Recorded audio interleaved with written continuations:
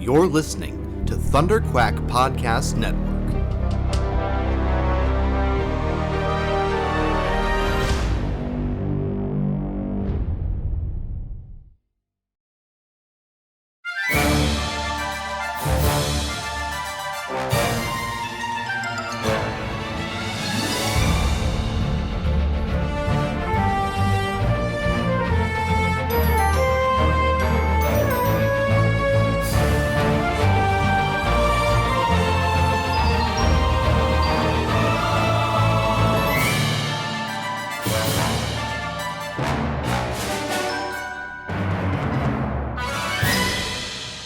Hello there and welcome back to Force Perspectives. It's been a minute. I am your host, Michael Cohen, and I know. Hey, everybody, listen. I know. I said I was gonna do weekly recaps of Willow, and I did do. I did the first two episodes, right? But then I got sick, and then the holidays happened, and then the series. The season, I shouldn't say. I don't want to say series. The season was done, and I was like, well, I'm not going to catch up now. So I decided, rather than have to listen to me talk for multiple hours about this show all by myself, that I would call up one of the smartest people that I know. Especially when it comes to this sort of conversation, and that's our guest, Ty Black from Wit and Folly. Ty, welcome back. Have you been on you were on Faster More Intense, which is what this show was before I rebranded it as Force Perspectives. Mm-hmm. Were you on did we do a Force Perspectives as well? No, you just did Perfect 10. That was the last thing that we recorded. Yeah. Yes. So welcome to Force Perspectives for the first time, but back to it's the same podcast. But yeah, it's you and me chatting. Yeah, I'm really, really happy to be back talking about, again, something that I love. Last time we talked about A Knight's Tale, and I feel like there's something kind of funny that runs, like there's a thread of similarity between something like that and something like Willow. So I love that we get to geek out about it together. Like, we had a really good convo last time, so this is super fun. Super glad to be here. It's so funny because I came to your content via Star Wars, right? After The Last Jedi, with a lot of your great content on. I think one of the first ones would have been like a lot of the Kylo Ren stuff when I was trying to kind of grapple. Actually, you know what?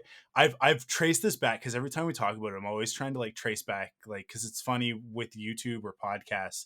It's like, what was the first thing that I saw from that creator, right?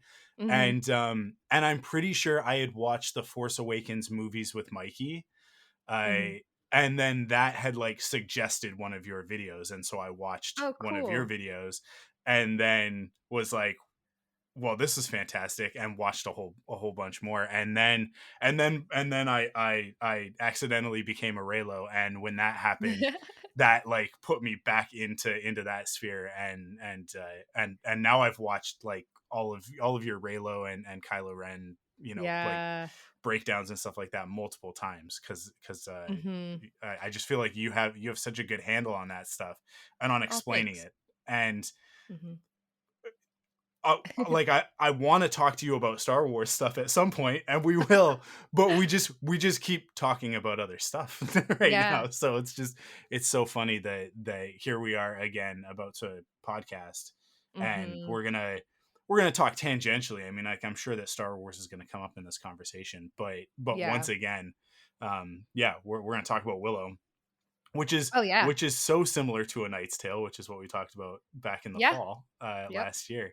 That is so funny that like one of these days we'll figure out talking about Star Wars, but it's okay, because one of these days, this is, you know what, here's the thing. Willow, for me, I was thinking about this last night at midnight as I was waiting for the documentary to show up on Disney Plus. Right. And I was just thinking about like my relationship to the franchise, and realizing I actually liked Willow before I liked Star Wars or Indiana Jones, which are sort of like those are the three Yep. Lucasfilm properties, right? And Mhm. yeah, Willow was a thing where like, because I didn't understand at the time, right? I was like Right. 7 or 8 years old, Mhm. maybe even younger, the first time that I ever saw Willow. And I Mhm. never, and I don't think that I ever watched through all the way through, like from start to finish, the Mhm. movie Willow until very recently when I made my wife watch it with me, because we were sitting there watching it and I'm watching it from start to finish going like, I don't remember half of these scenes, because the majority of my interaction with it was Saturday afternoon matinees, Yep. like on the Fox affiliate that we Yep. got in Vancouver. Um, Oh yeah. just seeing it Similar. in Yep. snippets, right? Like seeing, like Mhm. catching this part of it, and then, oh, I'm gonna go hang out with my friends, or I came in and here we're just at the end of it, right? Um, Exactly. so like I It remember the beginning pretty well. I Mhm. definitely remember the Tyroslean Castle stuff. I Mhm. remember the pigs scene because it terrified me as a kid. The trolls and the pigs terrified me so much, to the point that when I was watching it, and this is we're talking about like a couple of weeks, like a few weeks ago, maybe about a month ago now, Yeah. watching it with Crystal, when those trolls show up in the movie, as bad as the effects are, like as dated as the effects are of them like crawling along the wall, there's the Mhm. one crawling on the wall and the one crawling underneath the bridge. Yeah. I had like a literal visceral reaction that was like, I was like I shuddered and was like, oh, that's been in me since I was like 7 years old, and they still actually like legit scare me, which is such a funny thing to because I haven't watched it in so long. Yeah. But then the show's like reawakening, unlocking all of this stuff, right?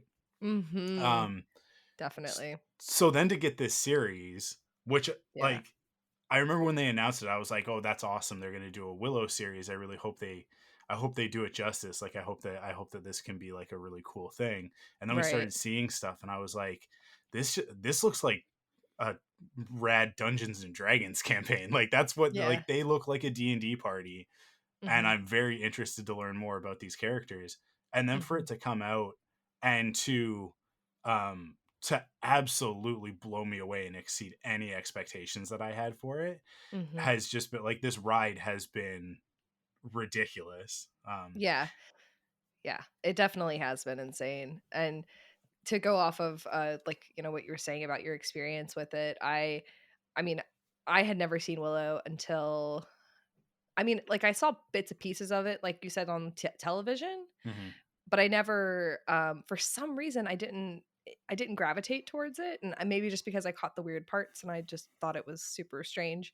But I liked fantasy as a kid. I was probably just more of a like girls fantasy type of thing, and Willow didn't seem like that to me visually. So it wasn't until they announced that they were going to do the show, and I was like, oh yeah, I've been meaning to watch that because of the ties to Lucas, and I've seen like Strange Magic, love Mhm. Strange Magic. I love Lucas. I like what he brings to the table, and even though he does it in a way that might not always be perfect, I find that fascinating. And I'd always been meaning to watch Willow as a Star Wars fan, and they announced it, and my husband goes, "Oh my god, I used to love that movie as a kid." He's Mhm. like, "I used to watch it all the time. I rented it several times from the video store." He was like, "I can't believe you haven't seen it. We have to watch it." So since then, we've watched it several times. Like just because it's like on a regular rotation of like I'm going to put something on while I clean the house or something like that, Yeah. and we just put it on and we've loved it, just absolutely adored it. So when the show came out, and you know it kind of felt nostalgic in a way, because we kind of got to watch it together. It already felt like I had lived with the characters, um and they just get into your heart and your head, and to see everyone come back, I was absolutely shocked. Like Mhm. it shouldn't exist, but it does. And now here we are, getting through, and I was kind of like you, and I got sick during the break. And so I wasn't active in the fandom during that time, and I wasn't active like talking about it online. But then when the last few episodes happened, suddenly I was like fully diving in headfirst. I like had to talk about it. I had to gush about it. I had to write a fic, do something, Yeah. Yeah. make video edits. And now I'm fully in it. Now I'm like researching, like one of the tabs I have up on my computer right now is uh the as a the eight from the HP Lovecraft wiki, as a Thoth, and like who that is and what he means, and I'm fascinated by this whole thing. It's really great. It's really, really great. Yeah, it's been a really weird ride for me because I got screeners, right? And so Mhm. I got the first 7 episodes all at once from Disney back in like the first or second week of November. And Wow. and I had been like champing at the bit to watch this show. So I got them and immediately watched the first 2 episodes like the day that I got them, like that night. It's funny because you have to, when you get the screeners, you have to like sign an NDA, and it Yeah. says like in the email and everything, like, hey, like this is intended for you only. So even like other people in your household, like make sure that you are in a place where you alone are viewing this. Wow. So I couldn't watch it with my wife when I watched the first 2 episodes. I waited until everybody else was asleep, and and watched them sort of later in the evening, like after the girls were in bed and everything. Yeah. And I watched the first 2 episodes and was like, this this is really really really good, but I can't talk to anybody about it. I can't even really, like, I wasn't even allowed to tweet about it for like 2 Yeah. weeks. It wasn't and even like that embargo was like you can tweet about the first 2 episodes, or I think maybe it was like the first 3 episodes, but you can't talk about the rest of it. um and what had happened, like I watched the first two, and then the next night I watched the next two, and I finished the fourth episode, started the fifth one, and got like maybe like 3 minutes into it and stopped and was like, I don't want to do this. Like, I don't want to sit with this by myself. Yeah. Um, and Oh, yeah. especially because like I knew that Marie Claire from What the Force was really excited about it as well. So I was Right. like, I knew I had this like one other person at least that was going to be like on the wave. Like, I shouldn't say one, because Missy, they had already done their or I think they were like getting ready to do their recap of the movie sort of thing. Yep. Yep. And we had been Yep. talking about it. I was like, okay, so I know that there's going to be like, I'm not going to be totally alone, but I was expecting to be very like in the niche zone with this one, of like nobody cares about Willow as much as I do. I know that it's fine. um But that's not Certainly. what happened at all. Yeah, I was like certainly like I have such a relationship with Warwick Davis because of all the Star Wars celebrations that I've been at and seen him on stage so many times. I was saying to my wife last night, it's like because we're watching the second episode, because now I'm Mhm. watching it through with her. Right. We're watching the second episode, and I'm like, when he does all of his stuff with the Nelwyns, where he's the High Aldwin, and he's like being very performative, and it comes across as like very stilted and kind of weird, which is his introduction in the show, right? Yeah. Like the first time I watched through it, it was so, I was like, really, is this, so these are the choices that you're making? And then going back and watching it the second time, like, oh no, these were absolutely choices, Yeah. because he put on the same persona in those scenes that he does when he's hosting the celebration stage at Star Wars Celebration. Like, it's a absolutely, that's the same work. And it's like the sort of like wink at the camera, Mhm. like all these dummies up on stage aren't in on the joke, but the audience is, sort of thing. Like, Right. Right. so it, like I just like I have that connection to it, to him, to Willow, to all of this. And I was like, because I was in this vacuum, I was like, it really sucks that this show is so good and nobody is going to watch it. because Yeah. because there was no buzz, there was nobody talking about it. It just felt like it was in such a vacuum. I um did feel very similar to that in the first 2 episodes when the first 2 episodes came out, but I guess like I said, I just wasn't quite plugged in, but it still yeah, felt like, it wasn't it took a while for them to, like, show us what was actually going on. But yeah, then what's funny is that, so if you get to episode 4, that's, I think, generally like where a lot of people got hooked. But then once you watch episode 4 and then go back and watch the first 3, you go, "Oh my god, this has been going on the whole time." Yeah. And so this is embedded in it, and this is what's happening, and oh my goodness, where are they gonna go with it? And it gets exciting. And I think a lot of people just weren't really, really freaking out about it up until that point. Yeah. Yeah. I think the key to it, and I'll say at this point now, we're about 14 minutes in, and I'll say at this point now, like, this is going to be full spoilers. Like, Yeah. if you haven't watched the series and you don't want to be spoiled, then this is not going to be the conversation to listen to. I highly suggest go back, start watching it, listen to the following Willow What the Force episodes as you go. Mhm. And I mean, like, binge it, but also listen to that podcast, because Mhm. MC and Missy just like that was the other part of it, is that like once those episodes started coming out, Mhm. and MC and Missy started like unearthing all of this stuff, and again, I had watched the first 4 episodes, and they're Mhm. saying stuff in the first, like, that first 1 and 2, because 1 and Yeah. 2 came out together, right?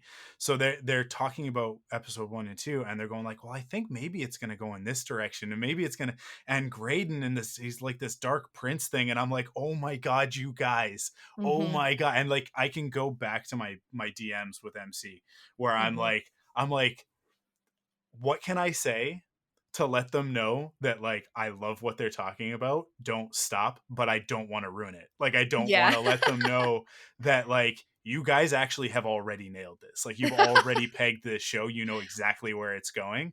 Well, that's what And happens when you yeah, look at that stuff that they're looking at, right? yeah, Like, they're getting down to, like, the fairy tale basics and the themes, and, like, as soon as you meet Graydon in the first episode, you go, "Okay, what's the purpose of this character? What's the point of this yeah, character?" And rather than going online and being like, "This character is pointless, I don't understand," they're like, "No, wait, there's this whole, you know, there's all of this knowledge that we can tap into in fairy tales and in other fantasy stories and in mythology, where this is not actually him, and this is a guise that he's wearing, and yeah, it's a uniform, it's a disguise for somebody else that he has to figure out who to be." And like, all of that, all of that's right there, it's all there from the beginning. And I think, yeah. I know that you probably wanted to say some more, and I apologize, but I did No, wanted no, to go. mention that I think one of the things you wanted to talk about, you wanted to specifically talk about, like, the costumes. Yeah, And what's fun about that is that we can have that exact same discussion. We can talk about all of these things, but when we can tether it just to the costumes and hmm, still, and still kind of explore the myth and the fairy tale and all of that, just by looking at the yeah. costumes. Yeah. Well, I'll say like the one thing that Mhm. separates Willow from a lot of the other content that's coming out right now, and especially to not to like throw shade at Star Wars necessarily, but just to sort of point out why I think some people are having a hard time connecting with certain Star Wars stories that are coming out right now, as Mhm. opposed to the way that people are like, because the people that are in on this show are all in. Like, Yeah. I have only had people, and I don't want to say it's polarizing, because the people that aren't into it, I don't think that they're walking away going like, I hate this, it's terrible, it's garbage. They're just Mhm. walking away going like, I don't know, there's not really much story going on there. But the people who like get it, they get it. They Yeah. understand exactly what MC has been saying, which is that like characters are plot, relationships are plot, right? Exactly. Like, and that's what this show is. But the thing that separates it from Mandalorian, Book of Boba Fett, even the Bad Batch to a certain degree, but that it has in common with Andor, is intentionality, right? Yep. Yep. Every aspect of this show is there for a reason. Mhm. There are not, at least to my viewing of it so far, having watched most of the episodes twice, I haven't seen anything that's like, oh, that's a mistake. That No. shouldn't be in there. Right? Right. The costumes are so intelligently designed. The casting was like genius level of like Mhm. of who these people are, what they bring to the table, both in terms of their looks and their performances, and like their range as performers, all of Mhm. that stuff. like I said, like that stuff that I felt the first time that I watched it with Warwick, of like, it's so weird. His performance is so kind of like stilted and stiff. And then you get further into the series, and as he starts to bring those walls down, he becomes more natural in Oh, the show, absolutely. Yep. to the point that like by the end of the season, like that character doesn't even look like the character Mhm. from the beginning. And then even like the version of Willow that he plays in the flashbacks is even different from that. And it's Yeah. like just watching it again, I'm just like, it's so smart, and the writing is so smart, and all of this stuff in the background with the Lovecraft stuff and these elder gods and all of Yeah. that. I mean, John Kasdan hooking it into an existing mythos so Mhm. that we don't have to spend 5 episodes explaining to everybody who, Mhm. like, what these things are. If you care, you can go find out, right? Yeah. Like it's there. And the choices of like what was brought in and what's been highlighted, and Graydon being Graydon Haster and all of that, like it Mhm. like it all has meaning, right? Well, and it's also like it's actually tangible. So like Yeah. sometimes I think a lot of the times with Star Wars, something that happens in in I don't want to say for every Star Wars media, but a lot of these stories that are coming out, a lot of people, myself included, have read too much into it. Mm, And I don't want to say that's a bad thing. That's not a bad thing. I think we should always read too much into into media, but to the point where we projected on a lot of the story yeah. that was happening from the very beginning, especially with the sequel trilogy. But so we were able to pull things out of it symbolically that related to a huge portion of people, of specifically women and people of color. And then it didn't happen, and we all had to backtrack and figure out, okay, what did I put on this that made me think that this was intentional, or that this was going to turn out well, even like subconsciously on the part of the creators. And so we had to do a lot of like kind of I don't know, some of us, like, me and Marie Claire and like some other people like Missy's talked about this before as well, that like we kind of had to take a step back and kind of reevaluate why we were doing this and like why we're looking at media in this way. And the Yeah. funny thing Yeah. about Willow is that, like you said, like it's all there. You can read, you can absolutely read into it. It is intentional, but it's also tangible, meaning that it's not just like buried in the symbolism. It's not something I'm not projecting on it in order to make that true. It's actually true. Like Hmm. they're being very, very clear about the relationships. They're being very, very clear about the mythos that they're working with. Multiple interviews, he's talked about this. John has talked about this. He's been clear about Graydon's journey. He's been clear about the fact that this is somebody that is going to be really important going forward. They showed us that he was alive. They had the thing with Kit holding, she held the stone that was in Willow's staff in Hmm. order to show Eric back to the light. Like all these are all tangible things that they could have done more symbolic. They could have kind of like tossed a carrot out there for the fandom, but they didn't. They're not Easter eggs. It's all there, Yeah. and that makes it easier for us to say, okay, this isn't just me. Like this is like casual fans that aren't reading super into the symbolism or the myth. They're getting it too, just because that's what's happening on the screen. Yeah, I think it comes from two places, right? Like, so on the Star Wars side, when we talk about that, I think that the way that Star Wars gets treated in terms of its mythology and the symbolism always goes back to the cave on Dagobah, right? Right. Like that is, I think that because in the first movie is very earnest and it's very straightforward and it's very objective. A New Right. Hope is like, it is what it is, everything's on the surface. Obi-Wan Mhm. explains what the Force is. He explains, like the only thing that's kind of like a little bit mysterious about that first movie is when he starts talking to Luke after he's dead, right? But we also understand immediately that he's speaking from beyond. He said, I'd Right. become more powerful than you could possibly imagine. That's what he was talking about, right? Yeah. But then we get to Empire and we go into the cave, and Luke is like, what's in there? And Yoda goes, only what you take with you. Leave your weapons, you won't need them. And then he goes in with his weapons and he fights himself as Darth Vader. And we're all sitting there going, the helmet blows open and it's his face, and what does that mean? And like, it means a bunch of stuff. It means a Yeah. whole lot of things. It's all Yeah. of the symbolism of the entire original trilogy wrapped into one scene.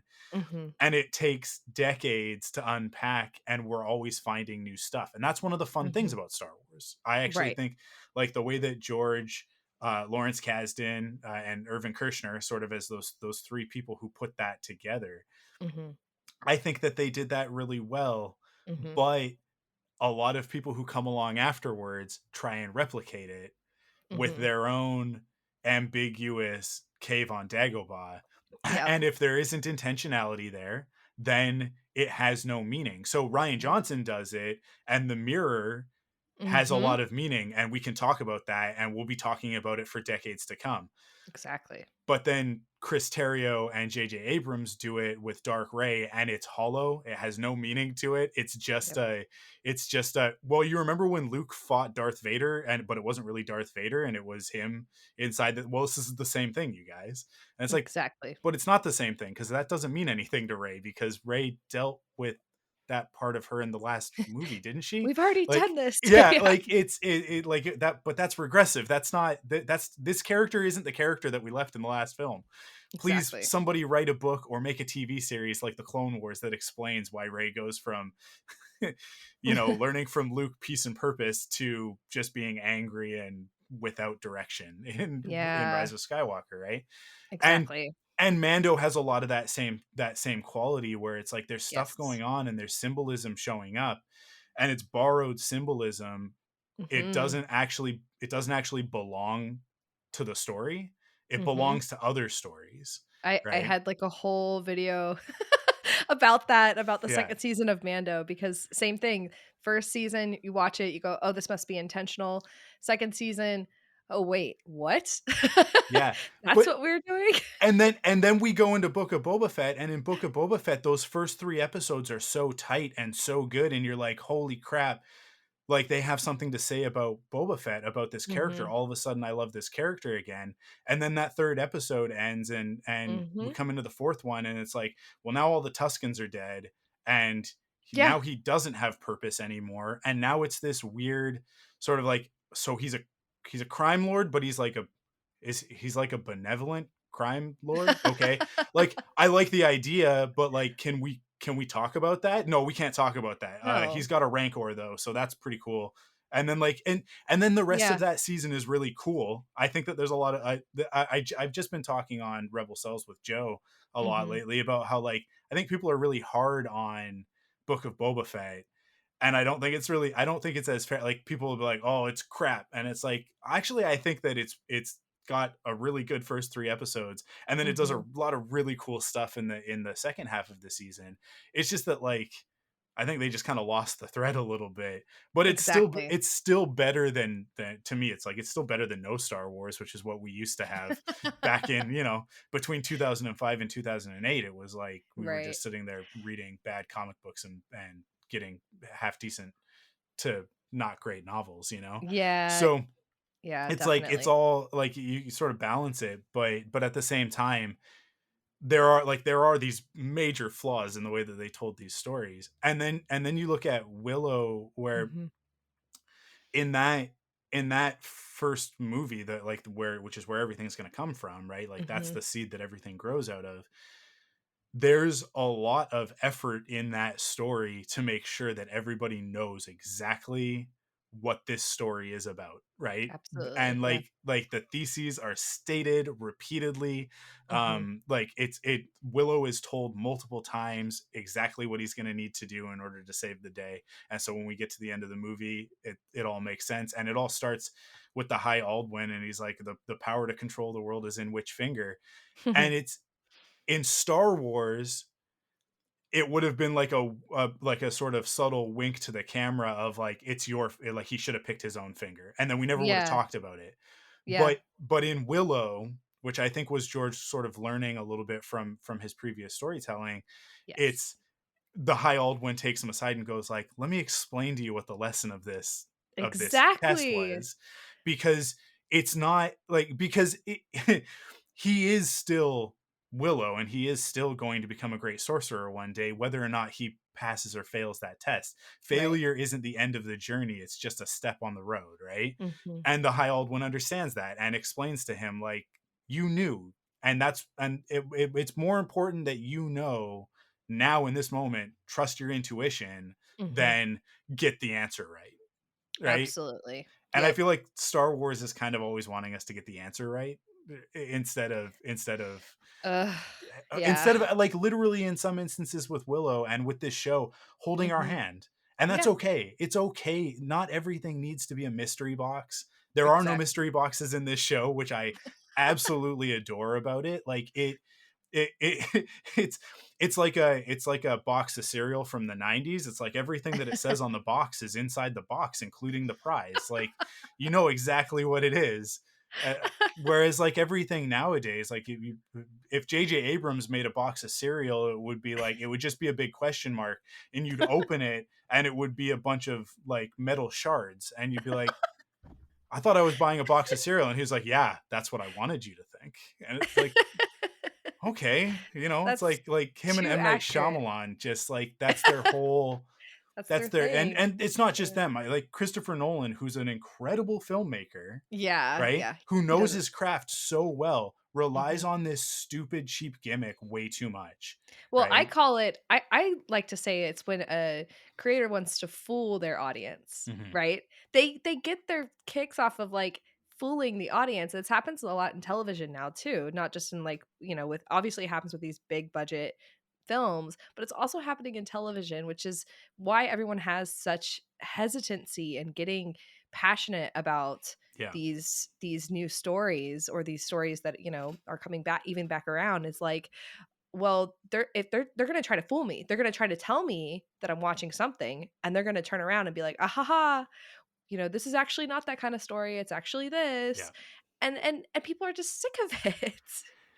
Well, like So that's yeah, the closest thing in this show to a mystery box is like the whole drama around the Chimerian Cuirass, right? Like there's a little bit of yeah. like when it first starts getting talked about, and then we get the flashback and Borman's telling the story, and it's like but like they do such a smart thing, which is that as he's being Captain Exposition, he gets Mhm. interrupted, and then he makes the comments of like, you got, nobody has patience for an epic tale these days, right? Like, and it's like that's in there to tell us that like, look, listen, it's actually not that important. And then Exactly. by the time Mhm. that he gets it, he and Allagash are fighting over the Cuirass, and he gets it and he Mhm. puts it on, and then everybody's like, why haven't you activated it? Mhm. Right. And in the show, the characters are like, I don't understand. This is what you've been after. You've got the Lux, you've got the Cuirass. Why aren't you using it? And Borman's like, oh no, you got to wait for the right moment. It's got to be and he's telling us, the audience, two things. A, this isn't the time that we're going to use this. You guys know that this is a season finale thing. Like, come on, Right. we all know this. And also, he's telling the audience, like, this isn't mine. This isn't for me. And I know it. I just have to come to that realization Yeah. consciously rather than subconsciously. So it's like Yeah. and like we were all saying as we were watching the show, it's like, the show is not lying to us. It Mm-mm. keeps telling us what it is. It keeps telling us where it's going. Yep. Um, and 100%. it kept every promise that it made, which Yep. is so refreshing compared to a lot of other Oh, shows that are on yeah. right now. The fact that we ended with so many things resolved was Hmm. shocking to me. Like I knew it was going to happen because they were telling me it was going to happen, but I had a tiny little voice in the back of my head saying like, "Oh no. Like what if Yeah, they do this? What if they do that?"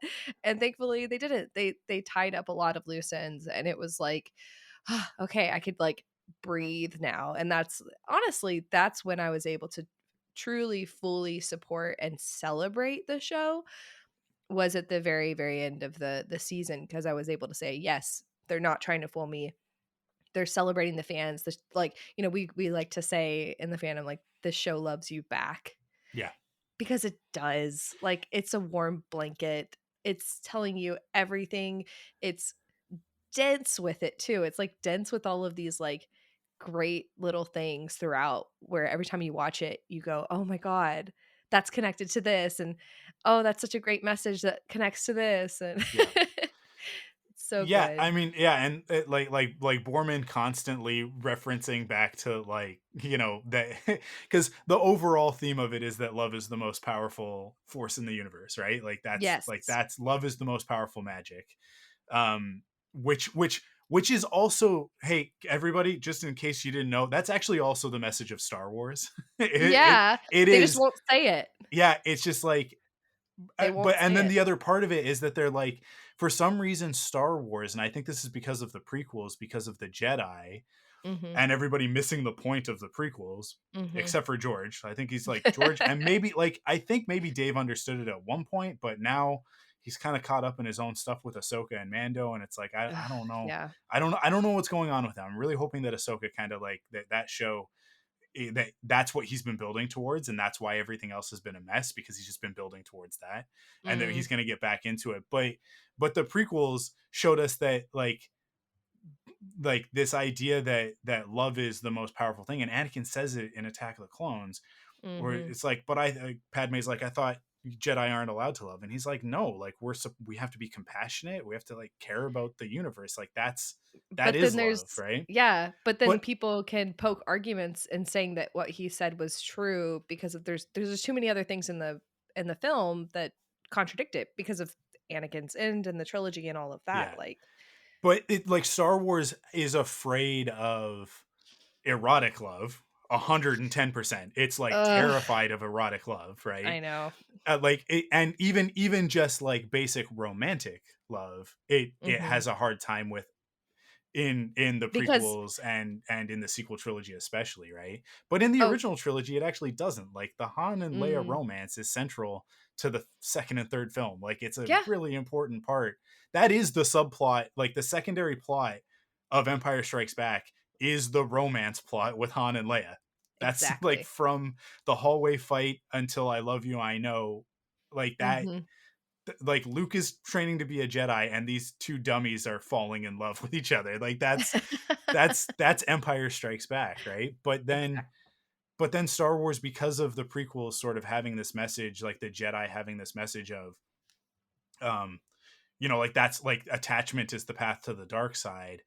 Everybody got that in their heads and thinks that the Jedi are right and aren't Mhm. paying attention to the fact that that ethos is why the Jedi die. Like Exactly. that's Exactly. and then Luke Well, in the Last Jedi also doesn't understand it yet, and so people right. then again thinking that Luke is supposed to be this I you know, immovable, like I the pillar of truth when it comes to the Force, Right. again missing the whole scene with Yoda where he's like, you're Luke, you're dumb, like you need to, I'm still teaching you this lesson all these years later. Like Luke doesn't have it all figured out, No. and that and actually Rey is the one who does have it all figured out, and she knows that, well, if she goes to Ben Solo and she Mhm. treats him with compassion, that could turn the tide. That could be the thing that wins this war, right? Exactly. Not killing him, but Mhm. bringing him back, right? Like Right.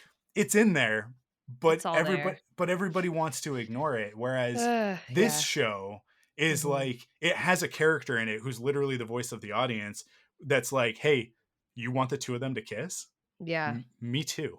Right? Like Yeah. Borman's like, guys, let's all kiss. Like Yeah. There's also it's so good. the scene where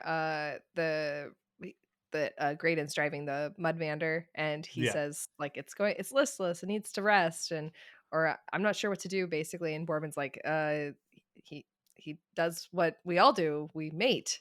And it like yeah, came completely out of left field, but also it was incredibly purposeful because it was like, you know, this is about relationships, but it's also about love, and it's also about the fact that this Mudmander who represents Graydon in the moment doesn't have a partner. And like the fact that this is all explicitly in the text, it's yeah, all in the script, it's just like thank God, because that is the only message we can take away from like things like Star Wars and other like Lucas stories which are based on, very heavily Campbellian ideals, which is that we all tell these stories to ourselves, and it always comes back to human connection and the Hmm. power that individuals have to love and to take care of each other and to take care of their families and their communities. Like, that's the whole point of going on a hero's journey, is so that you can come back and bring back what you learned on that journey to your community and to your family, to pass it down. And Star Wars doesn't unfortunately, Star Wars doesn't give us that. It doesn't give us the elixir, especially at the end of the sequel trilogy. They give us the absolute opposite of that. So Willow is, for a lot of people, healing in that way, and that it's healing kind of the wound that was created by Star Wars, which is funny because one of Campbell's quotes is that uh the actually, it might have been Bill Moyers that said it. I can't remember, but during the Power of Myth, one of the things that they said was the only weapon, or the only see if I remember it. The only thing that can heal the wound is the weapon that dealt the blow. Mm. Meaning that, like, if you hurt someone, it's, the only way that wound can heal is if the person who hurt you heals it. So here we have Willow, which is a Lucasfilm property, and, coming right out of that, a lot of the same creative people, a lot of the people who have been a part of this whole thing from the very beginning of Star Wars, with Kasdan's namesake and everything. And they're healing the wound that was dealt by Tross for so many people, I Yeah. think. I think that that's really important. It's funny, and I don't know if they're gonna say that at some point. I know that, like, Kasdan has had some interviews where he's talked about, like, people have asked him about Rey and her ending, and he has nodded to it. Like, he's acknowledged it.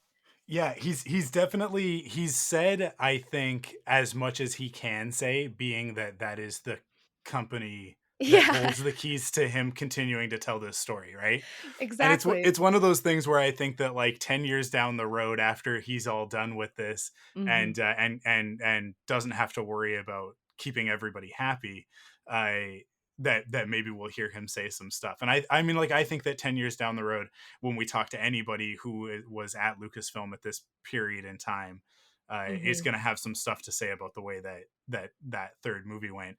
I think Yeah. even you know what, I think even JJ at a certain point, it'll come up that he'll be like, I'm not happy with that movie. I don't know how one could be.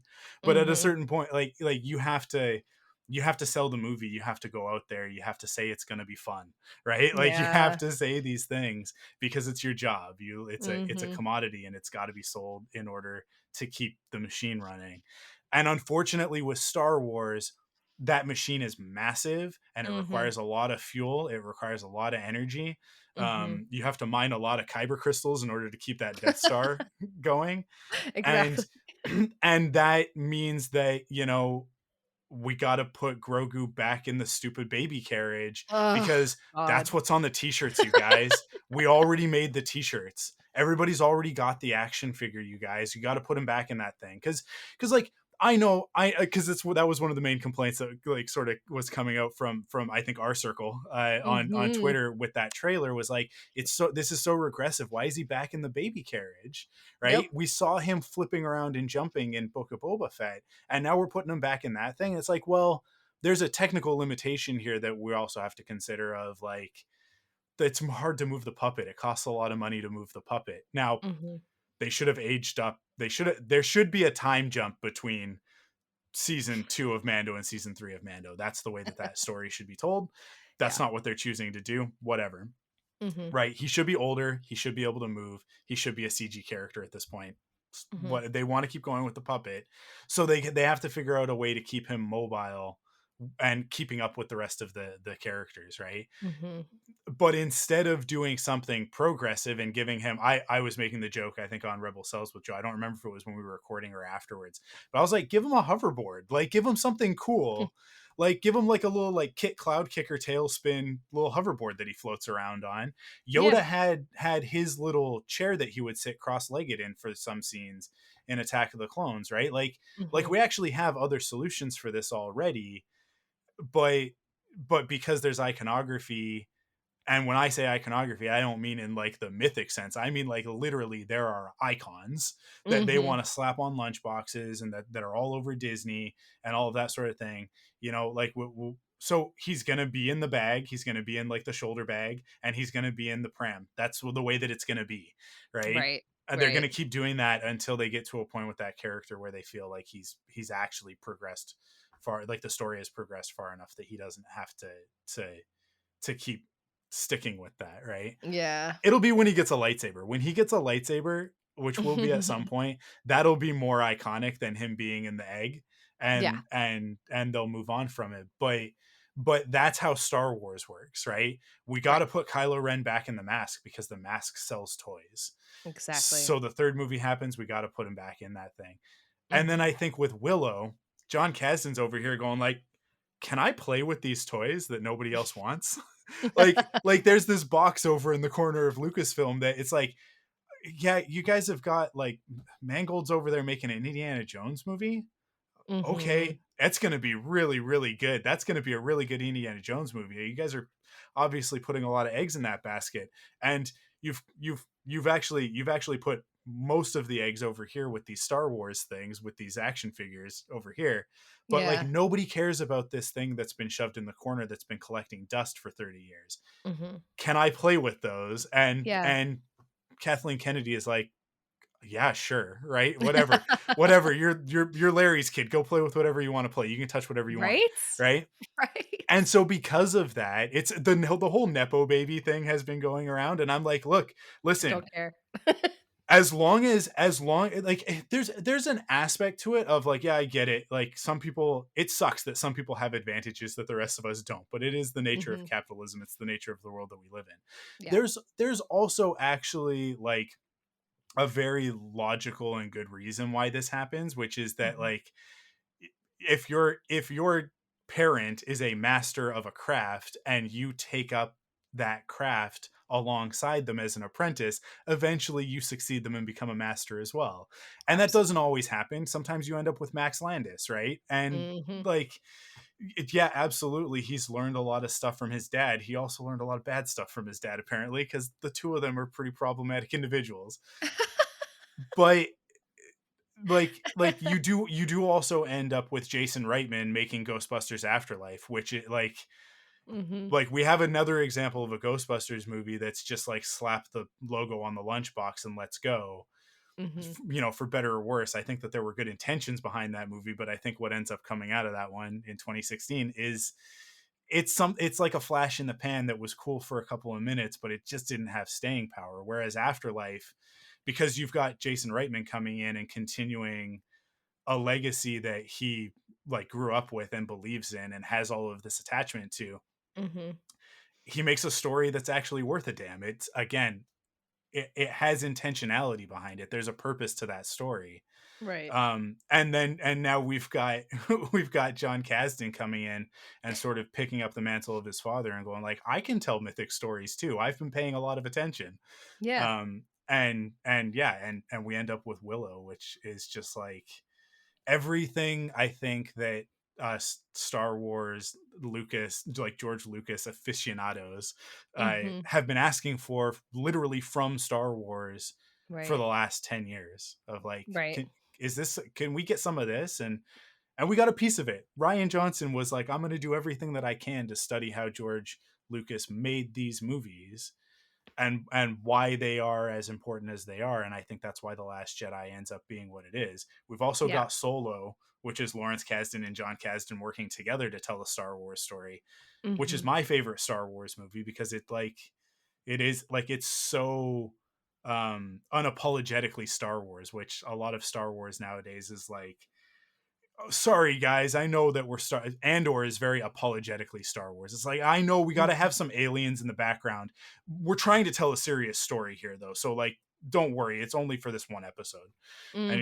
you're like, actually no, like actually the silly aliens playing cards, that's actually like one of the things that I really like about this world, so could we Right. have more of that, right? Like and Mm-hmm. Solo is unapologetic about it. It's like, this is Mm-hmm. this is silly, like it's all silly, guys, so don't Yeah. try and hide it, embrace it, right?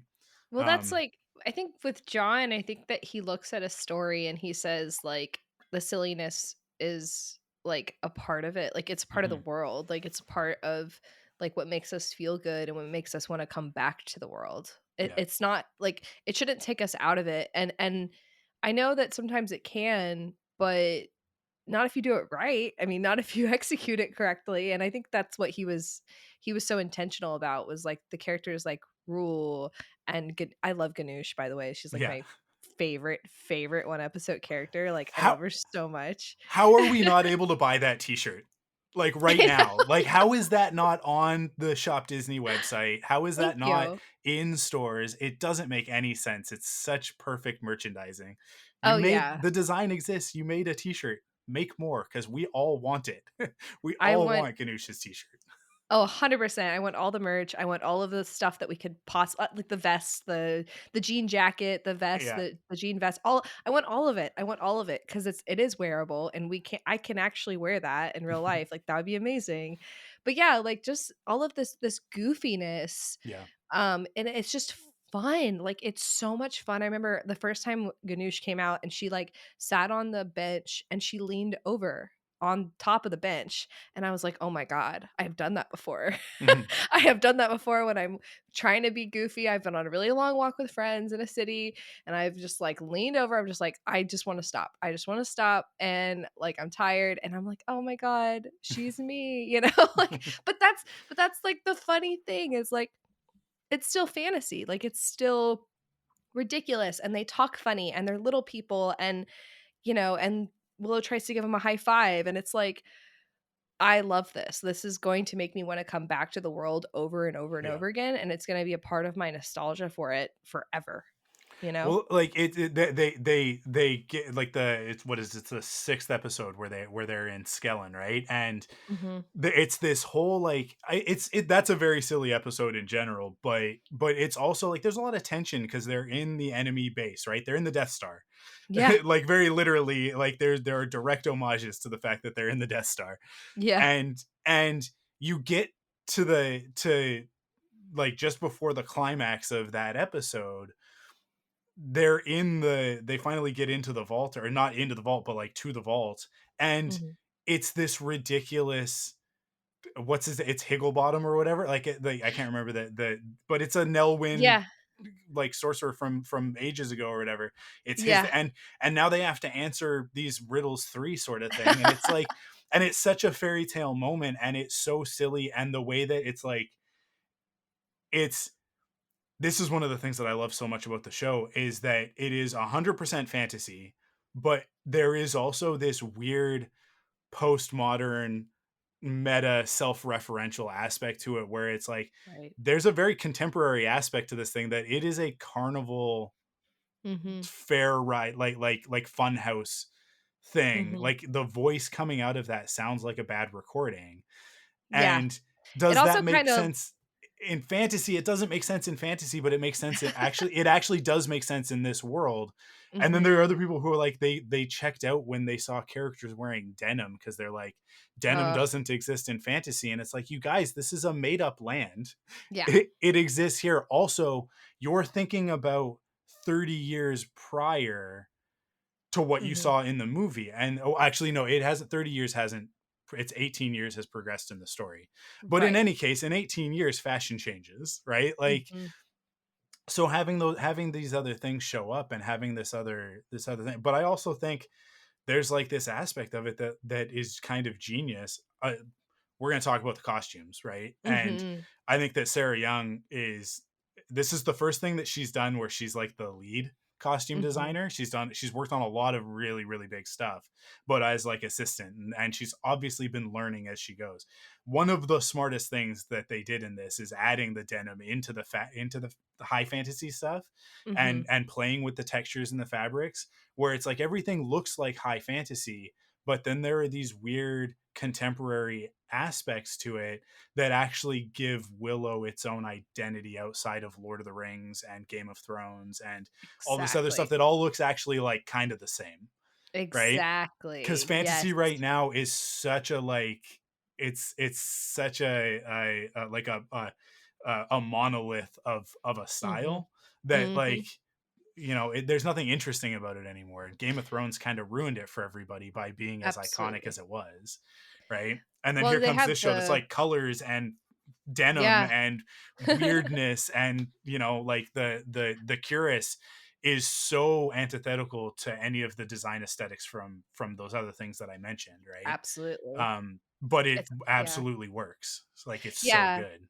There's a lot of in current fantasy, there's a lot of East versus West type Hmm. of styles. Even in Game of Thrones you see it, and it's all based on these very like, you know, it's very kind of traditional, and it's a little too old fashioned even in the way that they like age it up. And like Game of Thrones, they modernize it a little bit, and that they have some of the Asian influence and some of the Western styles, right? Hmm. But they're just like influences. They're just like maybe the way that the waist is cinched, or the way that the robe crosses over, the way that the shoulders are. But then you go into the East, and like, it's much more it tends to be a lot more like wild, and like these are all based on like these old tropes that like we probably shouldn't be revisiting right Yeah, now. yeah, Like it's a bit racist.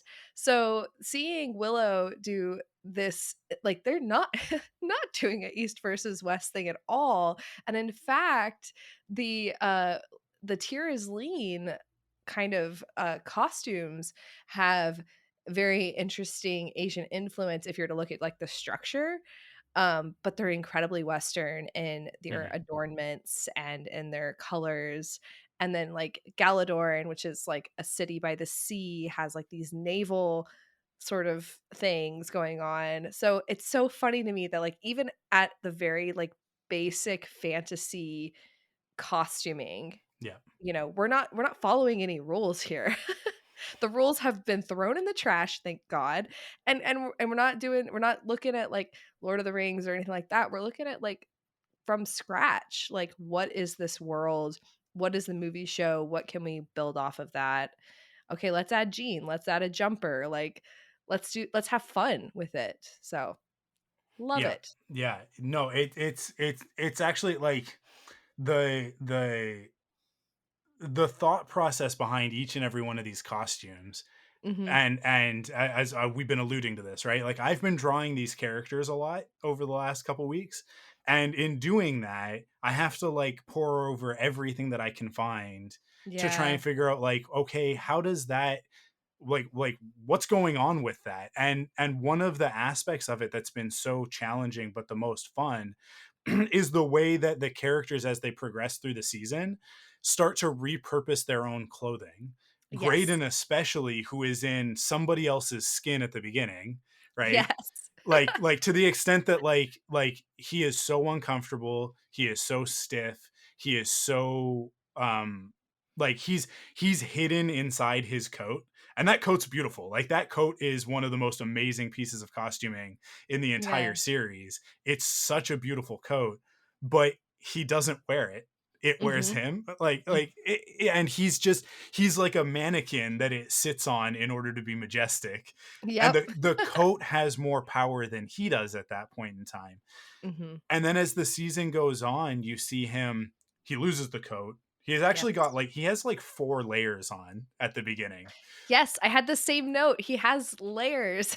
Yeah, and they come away, and it's funny, in the second episode he's basically in the pants and the shirt, and it's Yes. like, he it's all black, which Mhm. we're trying they're trying to be like, he's a bad guy, you guys, he's in all black, but then he's Mhm. acting like such a sweet person, so you're like, this there's a conflict here with his Yes. costume and his personality. What's going on? And it makes you really curious to see where this is going to go.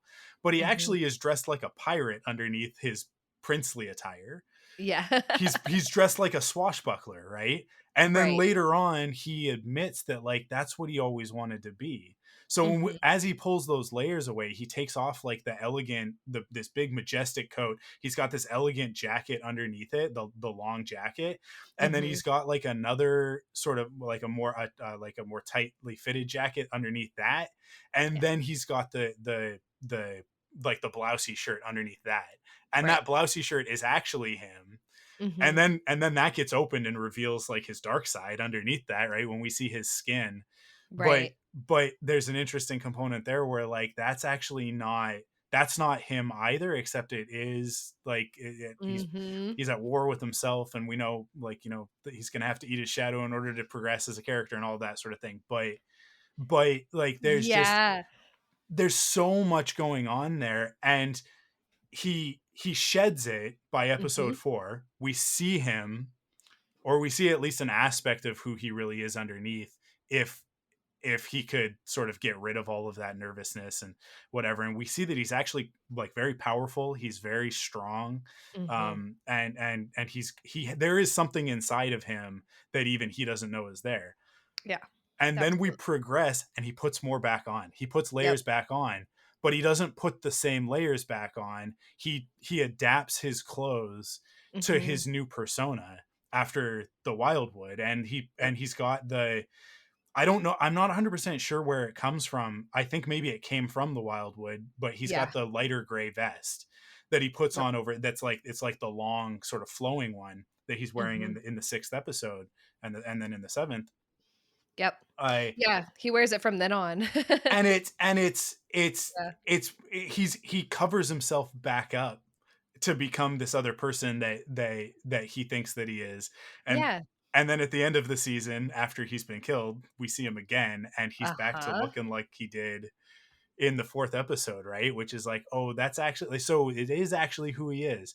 So much of his story is told. You could literally, if you just put screenshots Yeah. from each episode of the Mm-hmm. progression of his outfit, you'd be like, that's an interesting journey that character goes on. Yeah. And it's not just him, No, every it's every single single one of them. Yeah. character, right? Yeah. When I want to, yeah. Let me, yeah, Sorry, I'll add, go ahead, I wanted to add jump some in. of that. Yeah. So like, so the cross, so obviously I had the exact same commentary as you did about grades, like layers and stuff like that. But Yeah, I did want to mention that the striped shirt is really interesting because it is more of like a seaman's type of shirt. Like yeah, it's a person who works on a boat, right? yeah, It's like more of a deckhand, from what we've seen, you know, in like fantasy and that kind of world in fiction. And it's dark, like you said, it is dark. I think it's in the bluish realm, but it's still very dark, so it yeah, looks black, but it's like these navy stripes. So it is very piratey. And but like, and to remember, like, Galadorn does come from a town, or the a palace by the sea kind of thing, so he has that connection to like water and ships hmm, and sailing. And then when we have the cross, it's like that cross vest thing that he wears yeah, that you mentioned that he puts back on. That, yes, I had the same thought. I'm like, he got this from the Wildwood. There's no explanation. He wasn't wearing it yeah, in episode 5, and suddenly he's wearing it in episode 6. And there's even one point where he has Willow's like red overshirt over his shoulder. Because what happened was the trolls took Willow, but they didn't show Willow being taken. And, you know, obviously Graydon was like sitting next to Willow when he was taken, and all of Willow's stuff was right there. So yeah, Graydon picked up all of Willow's stuff and brought it with them into Skellen. And so he has that little cross thing on, but he also has on Willow's uh backpack, and he's got the staff in his hand as well. hmm, And I think in that whole episode, it's something really interesting to me, except for obviously when they put on the disguises. He looks like a wizard apprentice. yeah, Like, he looks like he's under the tutelage now of Willow, which works with the conversation that they had in like Wildwood, where he's like, I want more of you, like time with you and all that. And he looks like a wizard, and I just find that so charming. But then also he goes back to, shortly after that, like, he goes back to kind of just, he's his own thing, and then suddenly he's using magic, because that was the tell. It was like, he is a wizard in training, and then all of a sudden he uses the flute, and it's like, bam. yeah, Now he's a wizard. yeah, So there's so much fun stuff that happens with Graydon. And I think it's even funnier that, like, so they obviously they cut his shirt off in episode 4. And then you can see that the buttons are a little different now. They're kind of it's more like fastened together in the later episodes. He has the wrap around his hand because he did the ritual where he cut his hand, so he has to wrap his hand, which also leads to more of a piratey look. Mm-hmm. And then he has a ring. I'm a big like fan of like ring symbolism, especially when it comes to men, because often for men, if they're in a fantasy setting and they're wearing a ring, it's like purposeful which finger they're going to put that on, whereas for women it's an accessory, so it's a little bit different. But for men, the left index finger, that's the king finger. Like that's the finger Mm-hmm. that kings wear very large, ridiculous gems. Yeah, or like a signet ring or something like that, right? Like something that's Hmm. like their seal, like their symbol of authority, right? Exactly. It's authority. It also can mean like ambition. So it's kind of Mm. funny, like in that episode in like the Wildwood, you can really see that ring stand out. Especially because he has the wrap on his hand and he's kind of like using his hands a lot because he's trying to practice what he's gonna say. And he's got this big silver ring on that finger, and that Mm-hmm. shows that he is kind of this emperor to be, and he's also really ambitious and like his trying to talk to Alora and to be intimate with Alora, and obviously all the stuff with him shaving his face so he can kiss Alora. So there's so much going on with that. Yeah, I do love it. I also think that the vision at the very very end where his shirt is severely unbuttoned uh Yeah. exposes a lot more than it has before, except for in episode 4. I think that that's telling us like who he's gonna be. That's Mm-hmm. like kind of tipping us off to he's gonna be a little different in the next season, and we're gonna see a more grown up, more exposed version of him.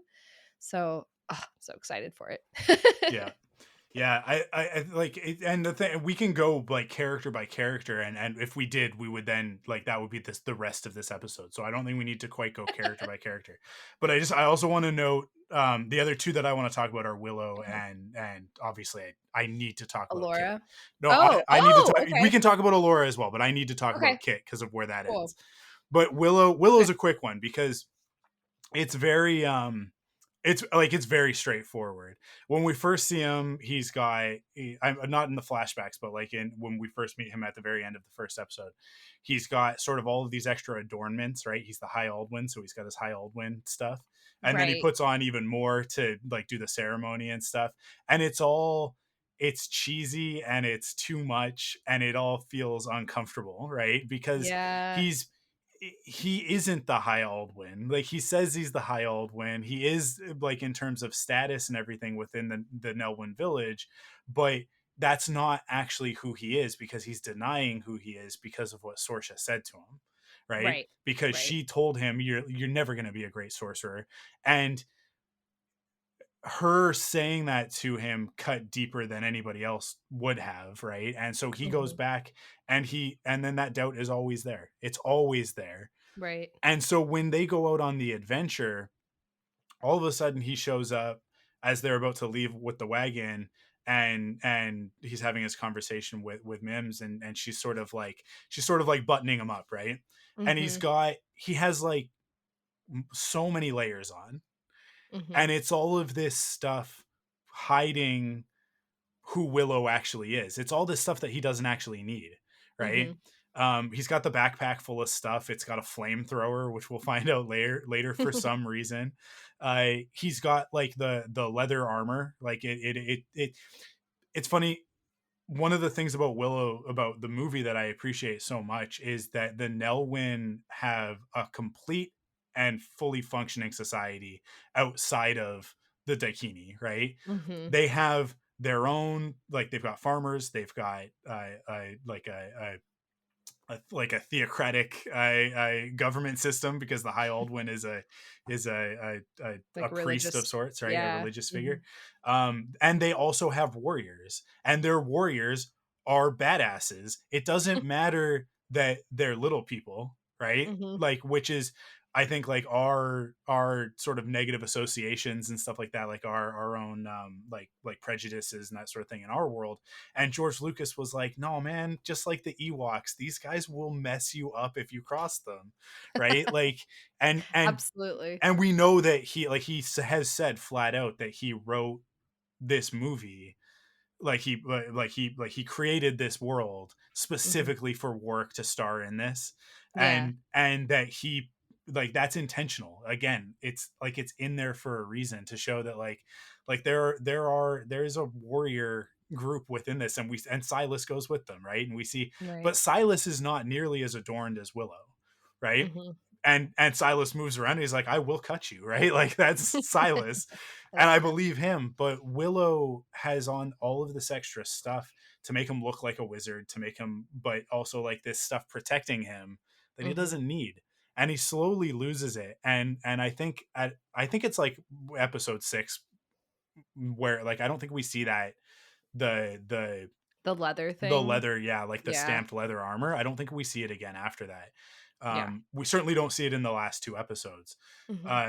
I and especially like by when he finally shows up in the finale to to be the sorcerer that Rizal told him that he was, right? Mhm. And he believes in himself again.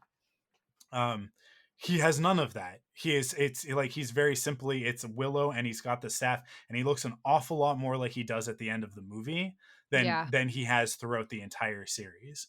Yeah. Which I think was, again, 100% on purpose, right? Yeah. I To go off of that too, like it's I mean to your point, like all the journeys of every single one of these characters is like them experiencing like a nakedness. mm, And that's an important word because I mean, yeah, it's like, being honest with yourself and being, you know, trying to figure out who you are and like being reborn, like all of that, that's all in that. But truly, they are taking off parts of themselves mhm, and they're finding bits of their environment that they love, that they like, they're passionate about, and they're putting that back on. And that happens with every single one of them. And I think, you know, obviously what that's symbolic of is that, we're integrating, right? It's like, very Jungian type of thing, like where mhm, you try to find you have to deconstruct it first. You have to deconstruct. You have to figure out what is my shadow and like what is my ego and what is this, what is that? Um, what are all these bits of myself that I haven't really explored? And and then when you find them and you discover them, you look at them for the first time, you go, okay, well now what am I supposed to do with it? And something that I think, I've always come back to, and I made a video about it regarding Kylo Ren specifically, is that you have to eat it, you know, and it's eating your shadow, eating the parts of yourself that you don't find appealing, or the mhm. parts of yourself that you might not necessarily understand. If you eat that, and obviously that's figurative, but take it however you would like to interpret it. I think it's a great way to say it because it's saying that it's always going to be a part of you. And if you're able to eat it, then you're able to integrate it into yourself, and it's a healthy way to move forward Yeah. if you understand it, because it's always going to be a part of you. And that's what they're doing with their costumes. Like, I mean, that's what they're doing regardless. Like, they do it in other ways. They do it in ways that are very tangible, very explicit in the text, but the costumes are showing us that they're doing it. Yeah. That's pretty cool. Yeah, there's also an element where, like, in the first episode when they all set out, Mhm. everybody has they're all very clean, and so the colors are all They're all wearing they're all uniforms. distinct, right? Yep. So like Borman is very brown from head to toe, even though he's got other Mhm. colors mixed in there. He's very brown. It's all about his leathers and Yep. everything like that. He's got this heavy armor on, and like that's his look. And Jade is sort of maroon and gray. She's got a very Mhm. it's the color palette really accentuates with her hair. Like, she's very like red, right? And then Yes. Kit is black. She looks like Mad Mardigan, which is Yeah. obvious, so purposeful. Elora is this, I mean, we don't even know that she's Elora yet. Dove Mhm. is this bright green and purple, which is actually, like, in terms of color theory and character design, it's actually antithetical, which is an interesting aspect, because those colors traditionally we associate with villains. It's a really interesting choice to put her in those colors. And I if I could ask them one question about that character, I'd be like, why did you guys go with purple and green? Because they're opposite ends of the color wheel, so they're high contrast, um and they're the opposite end of the spectrum from what we usually see with our heroes, Right. which is like red, blue, yellow with the primary colors. And Right. like when we you'll notice, look at supervillains in comic books, because you're working with base colors back It's in usually the purple and 60s. green. Yeah. Purple, green, and orange are villain colors. Mm-hmm. Red, blue, and yellow are hero colors, right? So it was, Right. I was like, that it's really interesting that they chose to do that. By the end of the season, everybody is more muted. Their colors Yes. have all kind of bled together. Mm-hmm. They aspects of each other's outfits have made it into each other, like not literally, like, you know, I took a piece of your clothes, you took a piece of mine, but Mm-hmm. like, but style choices and everything kind of ends up being very similar by the Mm-hmm. end of it. And then there's even the gag in the finale episode with Borman, where he's like, we need to all cover ourselves with dust, right? Yeah. We need to, and like, that's like, we're a unit, like we gotta all camouflage together. We all have to be the same. And when they get to the final fight, like, everybody kind of looks the same. Yeah. And when they walk out together, it's like they don't look like a group of, like, they don't look like a like this disparate group of individuals. They look like a family at the Right. end, which is, I just like, they did it so well. Uh, They did. I think Alora's costume is really interesting in that, like, the points that you brought up, because I think genuinely where I think that they went with this, I think what the intentionality was that they purple's hidden royalty, right? Purple's hmm, royalty. Obviously, it's it comes from her uniform as being a kitchen maid. So not only is that a part of her that's Dove and Brunhild, it's also hidden royalty. So you yeah. gotta have that aspect. But then you have the green, which is the idea that she's actually, I mean, first of all, that's probably the only appropriate piece of clothing that she owns. But it's probably the only thing that she owns that's actually going to keep her warm. Yeah. But it is green, and it's like, that calls to the fact that she is kind of this. She's a part of nature. She's a part of her environment. She's a part of her Hmm. surroundings. Um, but it's the most interesting thing to me about Alora's outfit. Well, okay, sorry, it's not just one thing; it's two things. I apologize. One is the little tiny bit of flesh that we see Hmm. in the middle of her, like, between her breasts, like, right under there. And at first, when I first saw it, I was like, "No way. Like, no way they Yeah. are showing that on Disney Plus." Like, I thought it was scandalous, and I'm still surprised that I haven't seen anybody talk about it Because because by Star Wars standards, she may as well be in the gold bikini, right? Like, exactly. which again is like, is people not paying attention to George Lucas, who was like, actually, sex is a big part of this, you guys. I'm gonna put Exactly. Leia in the gold bikini. It's actually, I'm gonna put Leia in a lot of outfits where you're gonna have thoughts. Right? I but then in the prequels and the sequel trilogy, there, but in the prequels as well, you know, Padme Padme had gets her shirt some. ripped off just because because Right, right. let's Padme had some things, yeah. yeah. but But the sequels are genuinely, like, hide the sexuality of Rey, and it's like, yes. it's, yeah. Although It's unfortunate. Ryan did go out of his way to show us the sexuality of Kylo Ren, so, you know, Yes, he got it. That's where he he got gets it. it. He uh, he definitely he knew that Rey wasn't there yet, so he didn't yeah. give us that, which again, that was the problem with the third film. But I love that this embracing of our sexuality, and not only sexuality, but just generally, like, bodies, like Yeah. an embracing of our bodies as, like, things that maybe don't necessarily need to be sexualized, but need to be seen as, like, we can see it and we can Yeah. take, like, symbolism with bodies, and, like, the mythology around, like, what that is and what it means for different people. Like, there's so much there to explore that so much fantasy just doesn't we just don't do it because there's too many perspectives and there's too many people that are, going to have opinions about it. So people just don't go there. And it's like, well, Mm-hmm. no, all of this is in our traditions and we can put it on the screen and we can put it in our stories and still have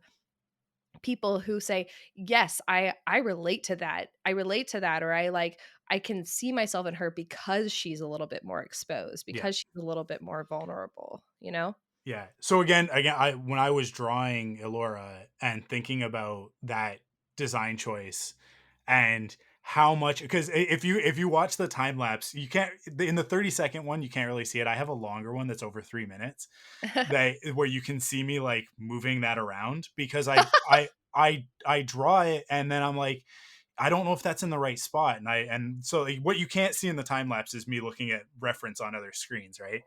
And I'm like Right. going back and forth and I'm trying to pinpoint like how much of like her breast does it actually show? Where is it Right. exactly on her outfit? And you see me like at a certain point, I grab it and I pull it down a lot further lower than Yeah. I had originally drawn it, because I had originally drawn it, I think, in a more like sexually explicit place, like sort of more in the middle, Like like more between, cleavage. Yeah. yeah, thinking that that's kind of what it was, and then it's like actually It's like, not. so it's actually like right over like her solar plexus, Right. which is a chakra, right? I don't know the Right. chakras well enough to know which chakra that, but that I think that's the heart chakra, right? Like, Yeah, I think so. so it's interesting that like that's the part of her body, like obviously her whole like upper chest is exposed as well, her whole clavicle and everything is exposed, Right. but then to go out of their way to be like almost like a, like this is going to sound funny, almost like a Care Bear, right? Like how Care Bears have their symbol right on their stomach, right over their heart, right? Right. And their symbols are what, it's how we know which ones they are, right, other than their colors, Yeah. but like they'd actually mean something about them. And it's funny that like she is Elora Danan, she is the light, she's the empress of light, and her solar plexus is exposed, um Mhm. but it's also like there are these wraps coming off of it, these like these Mhm. long tendrils that come off of it, um Okay, and so there's symbolism there, and it's one of those things where I'm like, I haven't quite nailed what it is. It sounds like maybe you have an idea. the okay, so I love that you call them tendrils. I mean, I have some like more forward spec about that, Hmm. but I think that it's really interesting that that exposure of that piece of skin and drawing attention to it in the way that they did with the ties and all of that stuff. Not only like you said is like the chakra, but also the fact that like Laura makes like a little joke in episode 4 where she says that she like a vermitrax or the Graydon says, "How do I look?" And she says like basically what it translates to is like a dragon at a like a Vestal Virgin fair, and that's what that translates to. And she is a Vestal Virgin. And, Hmm. and the funny thing about like the whole idea of like Vestal Virgins and all of that is that like there's also this connection in mythology and in stories and fairy tales of like sacrificial like sacrificing virgins and also virgins plunging daggers into their own chests. Hmm. There's always this visual of like these young fair women, you know, sacrificing themselves, and they're literally plunging a dagger right in that little spot that Hmm. she has exposed. So it's really funny to me that they would do all of this symbolism. They would like Yeah. throw all of this at us, and I'm over here thinking like, whew, whew. Yeah. This is really like deep stuff, in that it represents like this very like adult way of looking at fairy tales. Hmm. Honestly, it's an adult way of looking at fairy tales, but it's for all audiences. So, but feel free to cut any of that you might need to for your audience, but No, I mean it's like just really weird. no, I think that the audience that'll be listening to this episode is absolutely like it's us, right? Like so Good, it's good, good, everybody good. that's like along the same ride as we are. Right, But right. Yeah, it's so funny you're talking about all of that, and I'm just going like, man, if Missy were here, she'd be like jumping in and being like, Oh and let yeah. me tell you about this and this and this. She'd have so much to say about what we just talked about Dude, that Missy would probably be answer like, our questions. she would literally be like, "Oh yes, Ty, I know exactly what you're talking about because I can Yeah, recite to you this exact piece of mythology where that bingo, happens." bingo. I just know that it happens a lot. I know that it's Yeah, talked about a lot. yeah. I know the patterns. But yeah, and I think you mentioned I think you were also about to the arm wraps, right? So the Yeah. arm wraps are interesting too because the arm wraps come off. I looked at this today too because I was curious. They actually come off when she and Kit have their heart to heart under the stars. Hmm. That's like the first time that they're gone and then they don't show up again. And from then on, she's just wearing the jacket if she has her arms covered. Yeah. And that's so like all of that is so Yeah. purposeful. So that one for me, that one's easy for me, right? Because Uh-huh. in the second episode, Kit asks, "So when are you going to start shooting lightning bolts out of your fingers?" Yeah.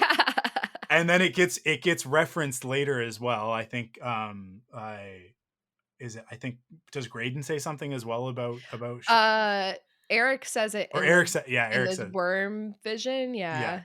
He asked Um her. yeah, and so she's got her whole arms are covered, but they go all the way down to her hands, right? The only thing that's exposed are her fingertips.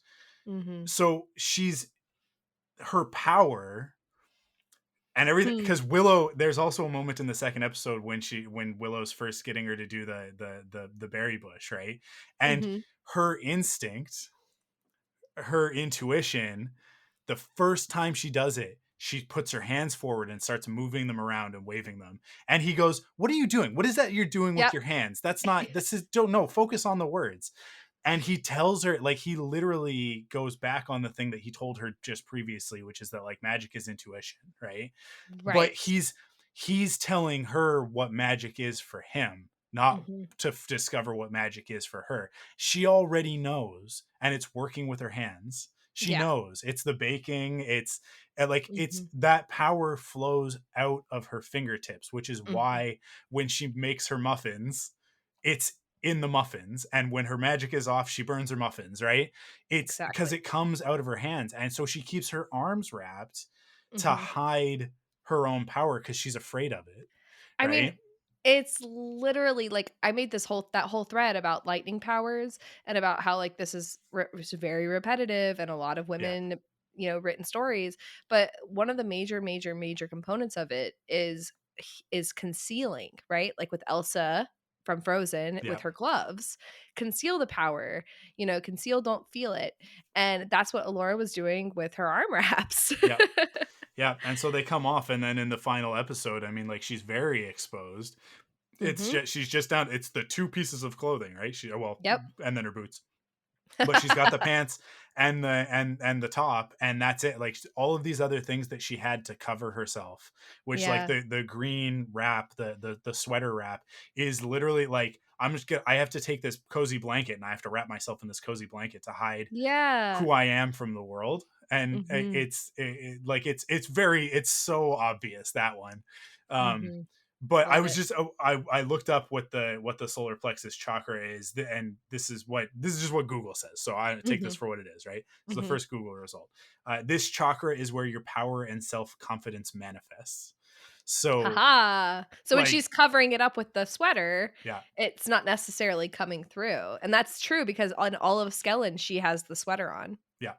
and Ooh. and and even when she has that sweater off, a lot of the time her posture is different. She's closed in, her shoulders are forward, and Mhm. she's always very like hunched over herself.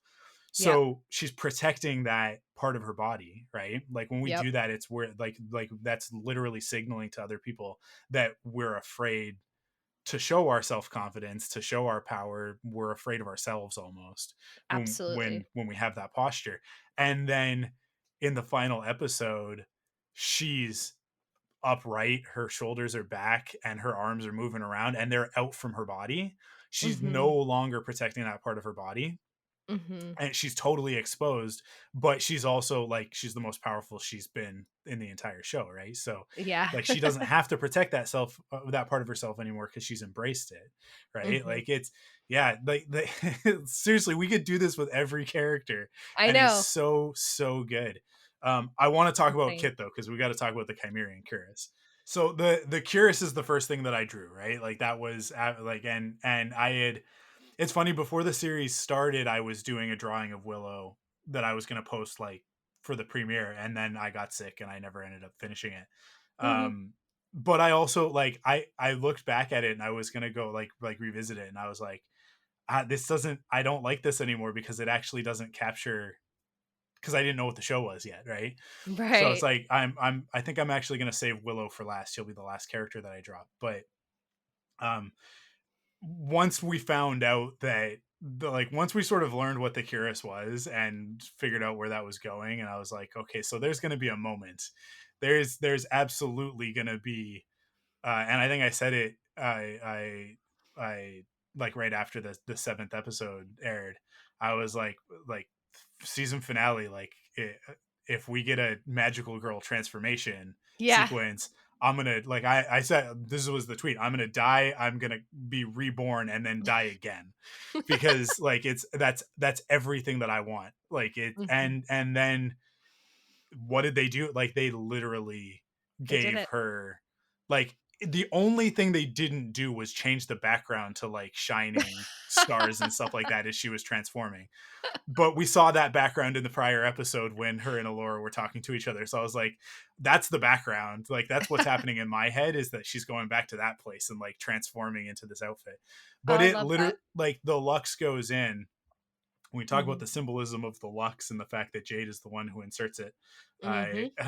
and all of that and everything, was I very still overtly I sexual. still But I still oh, yes. Oh, absolutely. But I still maintain that my theory is correct, that the Lux will not work. Like, it will not yeah, work unless somebody does it for you that is trying to protect you. Like, yeah, that I still think that's true. yeah. Love is the most powerful force in the universe, right? Like Exactly. that's it's powered by love, just like Sailor Moon's costume, you guys, just like her armor. Her armor doesn't make any sense, but Kit's does, because it, like, this thing goes Armor. on and it's just like, this is one of the coolest designs in anything, I think, in like the last couple decades. I can't think of anything else that's hit me as hard as this has. And Mhm. it's funny because it has some aspects of it that I actually like in other things, has actually like made me really mad. So I'm gonna compare it to the Power Rangers movie from a few years ago, and the Power Ranger suits in that. It's actually really similar in design to that. It's got that sort of like biomechanical look to it.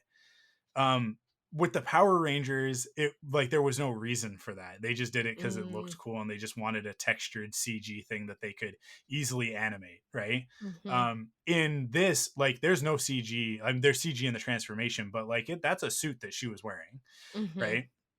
So it's a Yeah. very practical Well, costume. there's no helm. There's no helmet. Yeah. Like, that was really interesting to me because, you would think that the head is pretty important. You wanna cover the head. Yeah. But they didn't do that because 'cause they're like, "No, that's not what this is about, that you have to see her face because Yeah. she's gonna try to kill her brother." Like, Yeah. you had to see that, and the emotion that we got from it was freaking stellar. Yeah. So we needed to see her face. So Kit goes through a few transformations over the course of the series, but Mhm. her costume actually changes the least out of anybody's from start to finish, Yeah. except the fact that she gets the Curious, which is this radical transformation into Right. who she actually is, right? Right. The other outfit that she's wearing, so at the beginning of the series we see her in a very different outfit that's a little bit more her. It's the purple with the vest. Mhm. She's kind of Han Solo-ish, with her hair tied back. She's got the Ray Buns at the beginning, actually. I Yeah. She also has, little spikes, they're little gold spiked studs on her Mhm. shoulders, Yeah. so she's a little um prickly. yeah, and she wears a mask when we first see her. When we first see her Yeah. and Jade, they're both wearing masks. Yeah. Which I think is a little bit of symbolism about their Mm. orientation. I think that's like they're with everybody else in Tira's Lean, like they have appearances to keep up, and then once they're out in the wild woods, that starts to that starts to come Yeah. away, right? But Yeah. when they set off on the quest, so I mean, like obviously she puts on the gown. The gown isn't her, right? Like it's her mother picked it out for her. That's like Right. symbolism on that is like so over. It's not even worth talking about. I agree. I when they set out on the quest, she's in a different outfit even than when she was going to run away. When she's going to run away, she looks a lot like Mad Mardigan, but it's Mm. almost like she actually almost looks like Anakin Skywalker a little bit. I Yeah. and then they set out on the quest. She adds a couple of pieces to that. She puts on a cloak, and she's got a shoulder. It's like kind of, it's not. I don't know what it's exactly called. It's not a pauldron because it's not a piece of armor, but Mhm. it's a it's an art it's part of like an archer's uniform, right? And Right. it's tied into her quiver and everything, and she's got the bow, and she carries that bow and arrow around for a long time until the Mhm. fifth episode, or is the sixth episode, the beginning of the sixth episode, when they're being chased. She That's shoots it at the scourge, right? beginning of the 5th Is that the episode, beginning? yeah. That's the beginning of the fifth. Yeah, Wildwood, yeah. Yeah. Yeah, that's right. And she shoots it and it does nothing. It's totally ineffectual. Yep. And she tosses her bow on the ground. She Yeah. abandons it because it's not her, right? Like it's like Yeah. this weapon isn't her. She's been dressed as an archer prior to this for almost all of the quest, because Mhm. everybody's sort of like, it's funny, like they all look like their D&D classes, right? Like Yeah. I everybody's got their role to play, and there's got to be an archer in the group for some reason, because there has to be, somebody has to be a ranger, right? and Well, and she's got that weapon, but it's not like it's a it's not borrowed her. weapon. It doesn't belong to her. Just like She the she sword is literally her mother's sword as well, right? Like it's designed Right. after her mother's sword. It's not her sword. um Right. So, but Kit starts her journey looking out, or they start the show with Kit and Jade looking out over the landscape. yeah, And Kit is recalling, she's like, don't you want to go out there? Like, don't you want to like yeah, do something? We want to be heroes. We want to quest, all that kind of stuff. So the fact that they start her as an archer is actually really interesting because she has her eyes set on something, right? yeah, yeah, She's pulling back that arrow and she wants to aim at something, but she doesn't know what it is. So when she throws it down, she kind of has to admit to herself, and that's what happens in the episode in Wildwood, is that she doesn't actually know what she wants other than the fact that she wants Jade. yeah. Right? So it's like it's literally like stop looking at this like far off distant thing. Look at what is right in front of you. Yeah, And it's beautiful. And I also wanted to mention that Kit and Jade do this really lovely thing where they kind of like Jade is a lot of the times wearing blue in the very beginning, which is a trust loyal type of color. And then later she wears crimson, and crimson is more about passion and love. And Kit wears some crimson in the beginning about passion and love, but then when they set off, like you said, they wear black. But when they get to Wildwood, Jade's or not Jade's, Kit's shirt that she's wearing underneath everything has a green tint to it. I don't know mhm, if that's like a trick of the light or the filter that's happening in the scene, but it does have like a green tint in that episode. And then yeah, literally she's wearing the same shirt for the rest of the basically the rest of the season, but it's black. So I think that they manipulated this a little bit. Um and the filter, and Jade is wearing green, or sorry, Jade is wearing red, yeah. and Kit is wearing green, and it's literally Crimson and Clover, which is the song that Yeah, plays. So it's really interesting, like what they're doing there, and the fact that like the symbolism of picking up the things that that you're finding along your journey. It's yeah. really, really sweet. Yeah, so like she by the end of this season, we see her, like she looks so much like Mad Mardigan Yeah. in the middle of the movie, right? Like Mad's Mhm. before he gets the armor, when he's sort of just got like the open black shirt and the black pants, right? And Yeah.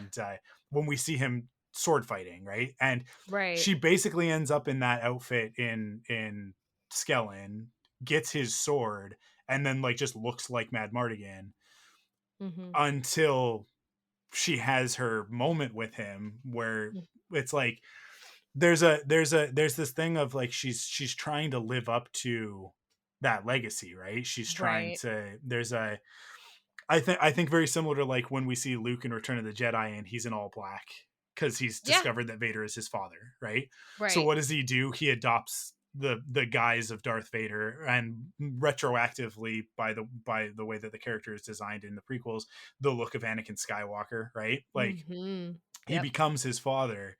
I and until sort of like right near the end, and then the flap on his chest opens and exposes over his heart the light, Right. that Right. that light gray part of it, right? um Mm-hmm. Hmm. and she is very much like she's dressed as her father. She has the whole vision in the like inside the worm, right? And he Yeah. comes to her and is like, and they have their whole heart to heart, and he's like, you're me, and she's like, no, I'm not. And she Yeah. finally realizes that actually she's not. And it's really funny because like he's gone off on this quest to find the Chimerian Cuirass because it's the thing that's going to protect Elora, right? And he Mm-hmm. needs it to protect Elora. And then Borman thinks, I need it because I have to because I failed Madmartigan, so I Right. need the Cuirass in order to take up his mantle to Right. protect Elora. But it doesn't work for him. Mm-hmm. And then Kit, who it's obviously destined for. I mean, we know that from the moment that she first hears about it. We're like, okay, so she's going to end up with the Cuirass, right? I. Exactly. It's only once she realizes that she doesn't have to be her father that she is her own person, Mm-hmm. and she's in control of her own destiny, and that she needs to go find it, and that it's right in front of her, just like Jade.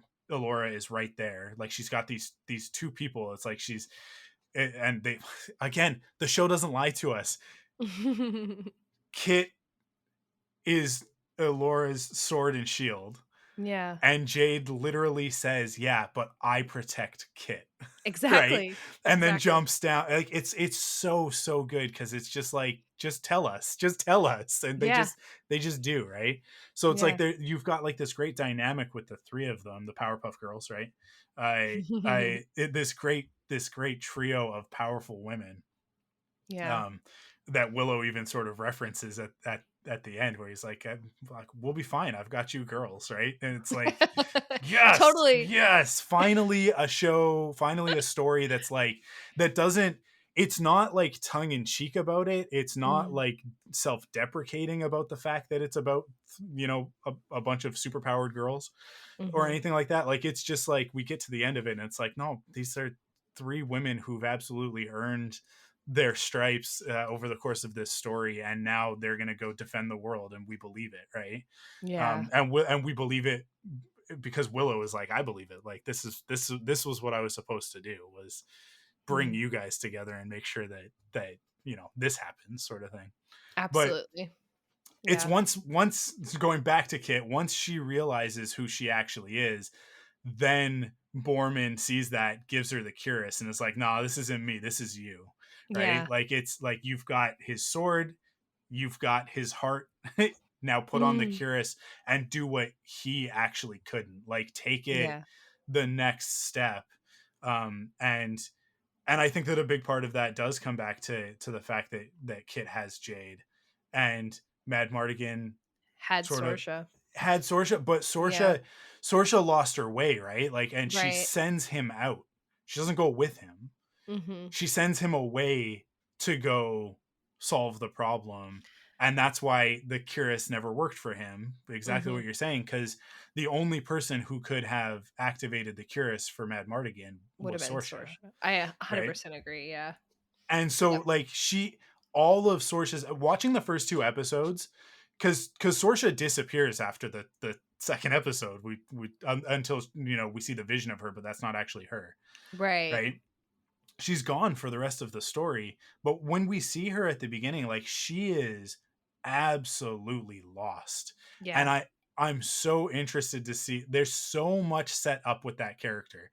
Mm-hmm. Season 2 has to have a whole lot for her to do, Yes. because Are we getting into speculation yeah, territory?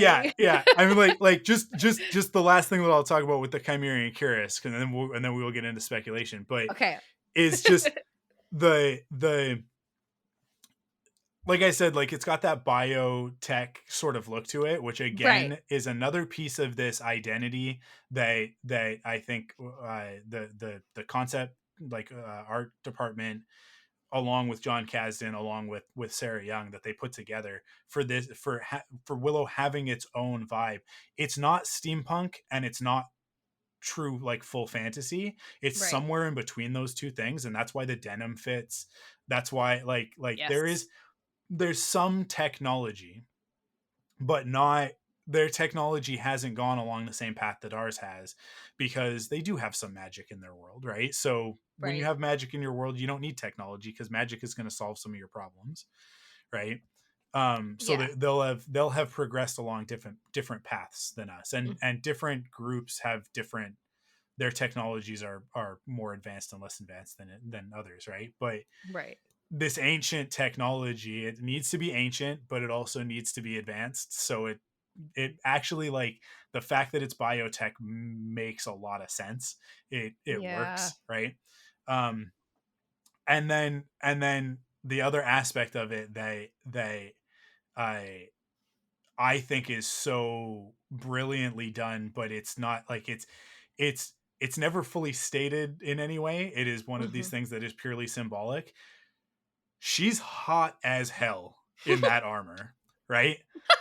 Like it is overtly sexualized, Yeah.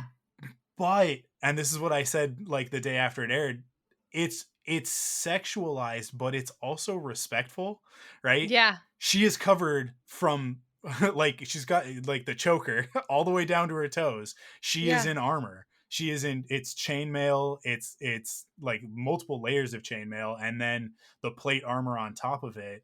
But it's form fitting. It's a skin, right? And it's Right. like it is sexy, and Well, we get the joke at the end Jade. where Jade Yes. looks at her, and she's like, and then the second that like Kit acknowledges that Jade is looking at her, Jade plays it off like, you're gonna have to take that off eventually, and she's like, yeah, I know I will, but it's Okay. But seriously though, like this is why I love this show. mhm, Like they acknowledge that this is sexy. yeah. And like I know a lot of like I know ace people who are watching this show, Yeah. you know, and they're having so much fun with it. Like we're everyone, anyone, we're all freaking having so much fun with it. It's a fun type of sexuality. It's an acknowledgement Yeah. of the fact that we all have bodies.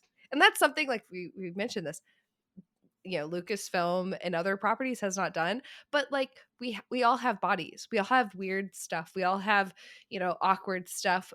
That's shown. That is shown in the show, whether symbolically or explicitly, right? With like Gray throws up in the, you know, episode 4. There's a lot of weird stuff that happens in episode 4. Yeah. But there's also, so there's this acknowledgement of awkwardness of what the body is. And also you have to add the Cthulhu stuff to that as well, the Lovecraftian mythos, the fact Mhm. that there are these like, you know, eldritch nightmares that are very physical and very disgusting and very grotesque. All of that comes from a human understanding of our own bodies and what the natural world actually is. And then on top of that, you have like this passion and this beautiful celebration of the fact that we find this sexy and we find this fun, Yeah. and like it can be something that we kind of not only wink to the audience, not only like wink to each other like in the frame, but it's like, no, like this is going somewhere. Like this is about loving each other, Mhm. and our bodies are a part of that. Our Yeah. bodies are a part of that love, whether it be romantic love or not. Like you hug and you caress and you know, you care for people, you heal people, you feed people, you play music for people, you dance with people. Like all this is all about the body. And like Yeah. that's so it's so important for me and what I talk about. So I'm just so happy to see it. Yeah. Really, really happy to see it. I think I have 2 points to go off of what you're talking about. The first is that it's overtly sexualized, but it's like when I say it's respectful, it's because it's not exploitative, right? It's Exactly. it's not there for us to get our jollies in the way that it is in Game of Thrones, right? Anytime a Exactly. character is naked in Game of Thrones, it's like, hey guys, she's naked now, right? Like Exactly. it's like there's this like thing where you can feel the showrunners on that show going like, yeah, this is real fantasy, you guys, naked ladies, right? And then Game of Thrones does this thing where they go like, but it's we're in the 2010s, so also Yeah. naked dudes. And it's like, yeah, but you're exploiting both sides of it. You've objectified both of those sides. So Right. actually, like, yes, is it equal? Yes. Is it fair? No. Right? Like Right. it's still, you're still being exploitative. You're still preying on a like a sort of a part of ourselves that we're not exactly proud of, right? Mhm. And so that it feels shameful. And then like they even get to the point in Game of Thrones where that's a part of the story and there's a Mm. catchphrase, like it Yeah. it like that's how that feels in those types of shows, in those types of environments. The other genre story that I feel is the closest to this one in the way that it handles sexuality is The Fifth Element. The Fifth Hmm. Element is so sexy. That movie is hot as hell, but it never feels like we're like, it like it's for jollies, right? Like it's always just like Right. that's that character. Like Lilu is like the embodiment of love, and sex is a part of that, you guys. Whether you want Yeah. to whether you want to acknowledge that or not, Right. like in our society it is, right? And that's not to exclude ace people from the conversation, because I think like that's still, whether or not Again, they yeah, feel that, it's still the world that we all live in, so it's a well, part of it's still a part of a our lot of identity. ace even ace individuals have said that it is. Yeah. Yeah, they're different. They're different parts of the spectrum. They're different, very different Yeah, parts it of the expresses spectrum. itself differently, but it's still there, right? Like It's it's very still there. It's yeah, there in a many ways yeah, that may not. They might not. Somebody might not call it sexual. Somebody else might call it sexual. Like it yeah. just depends. But it's so interesting because like there's a lot of that puritanical stuff going on right now Hmm. about how like things can't be sexual, things shouldn't be sexual or whatever. But one of the points that I've made a lot in my videos that when I talk about this, especially on my own, but also like any other media that I've been a part of, I try to talk about it is that it's okay sometimes under certain types of stories, certain types of messaging Hmm. to exploit. But we're talking about exploitation and the fact of like, if a camera is like zoomed in on a certain part of the body, right? That's an exploitation of that body. And what we're talking about, so there's like exploitation film like has a very deep history, has a very rich history that's very interesting. Um, and what it is essentially is it's like zooming in on that thing, right? There's Hmm. a lot of different types of exploitation in film. And so sexploitation or exploitation of the body, these are things that get a really bad rep, but again, they have really problematic things in Hmm. the history and whatnot. But I think that the goal of a lot of modern movements of especially with women being involved in film more and getting more opportunities to tell stories and be a part of the telling of the story, be a part of like intimacy coordination and all of that.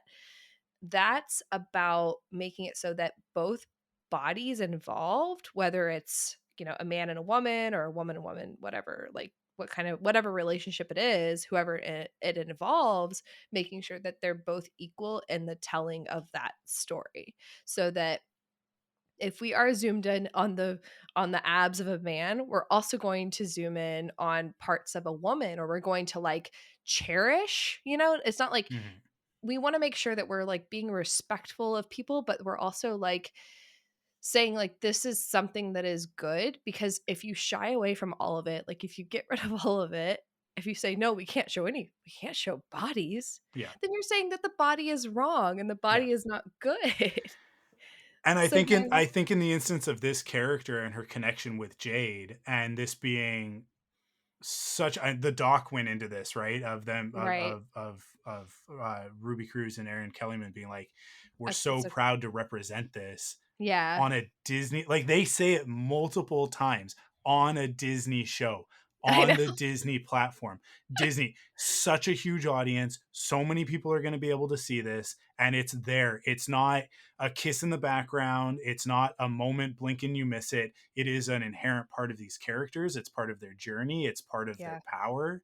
And so Kit's armor being sexual and Mhm. having power in that sexuality is an acknowledgement, in my opinion, of them saying like, hey, this is who she is.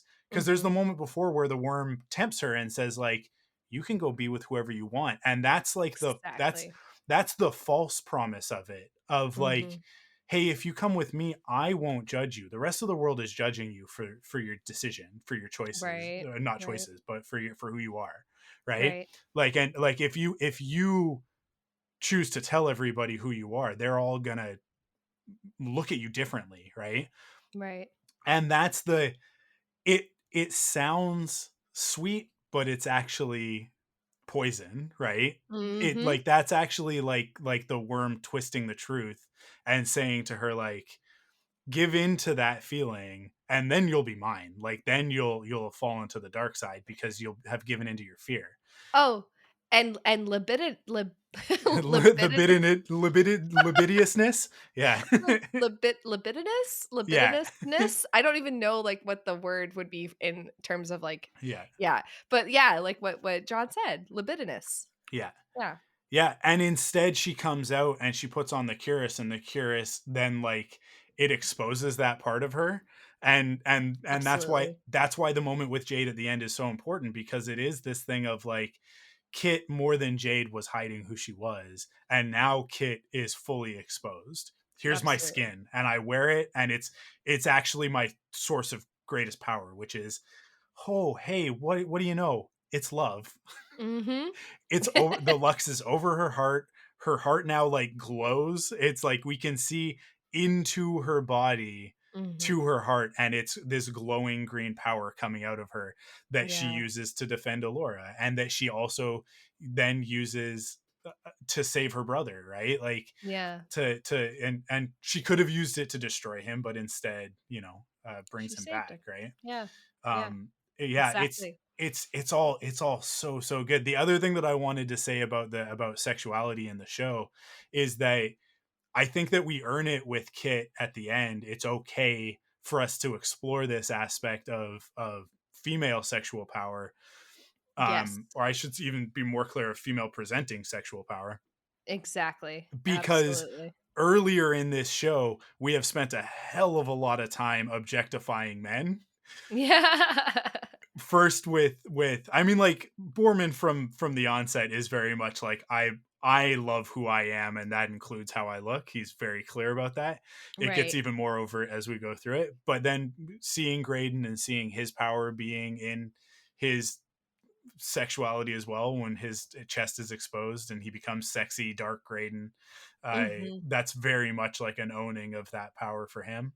So we see it with him first before we see it with anybody else, and then we get the great Yes. gag of Borman in the waterfall, right? Yes.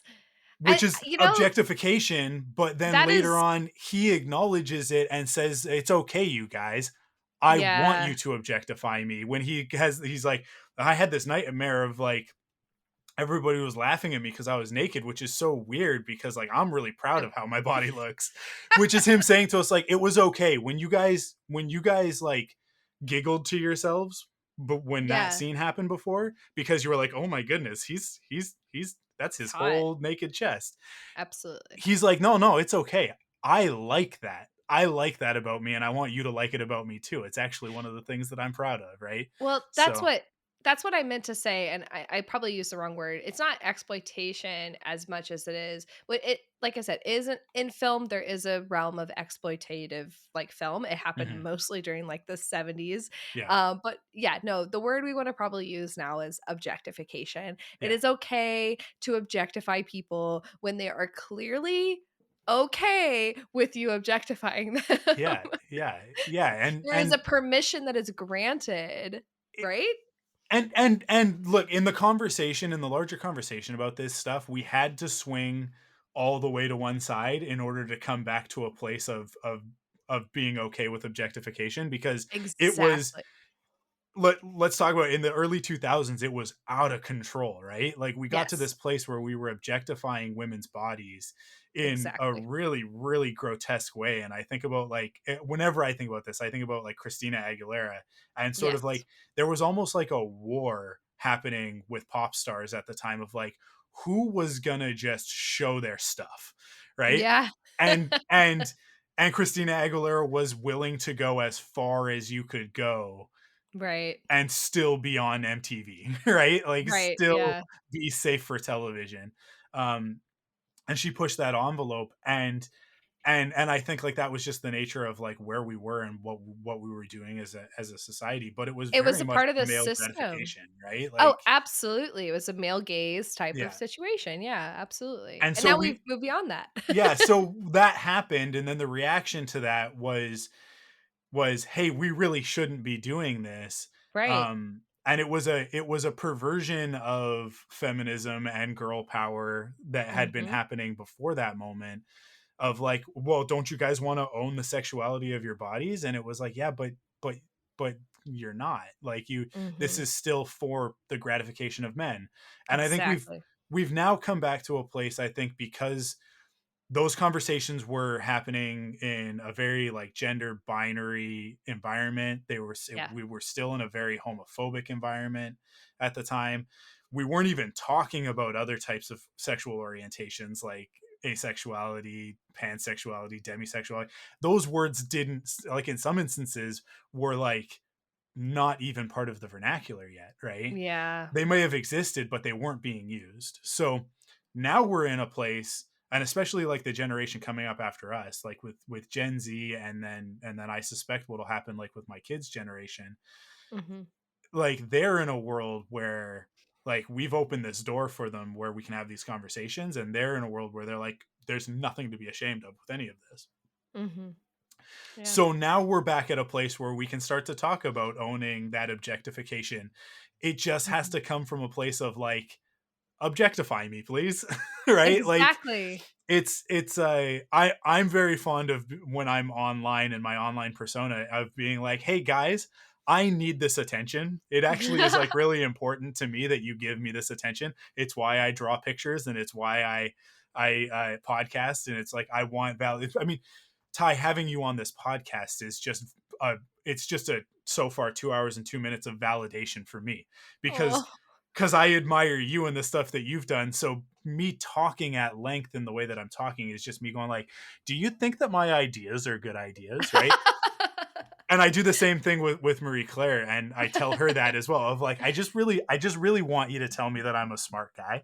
I love um it. Hey, we're all just looking for validation, like but yeah, legitimately. I think like because of where mental health conversation is now, it's like Yeah. we can say that, and it's not Yeah. self-deprecating in a damaging Chandler Bing way, but in Mm-mm. like a, I think Borman's a very, he is also like, I think, one of the most tragic characters in the show, but it's like he's the laughing clown. Sorry, Yeah. crying clown, like he's the clown with a tear, right? Right. It's like he's laughing, like he's making jokes and making fun of himself to hide his sadness. Mhm.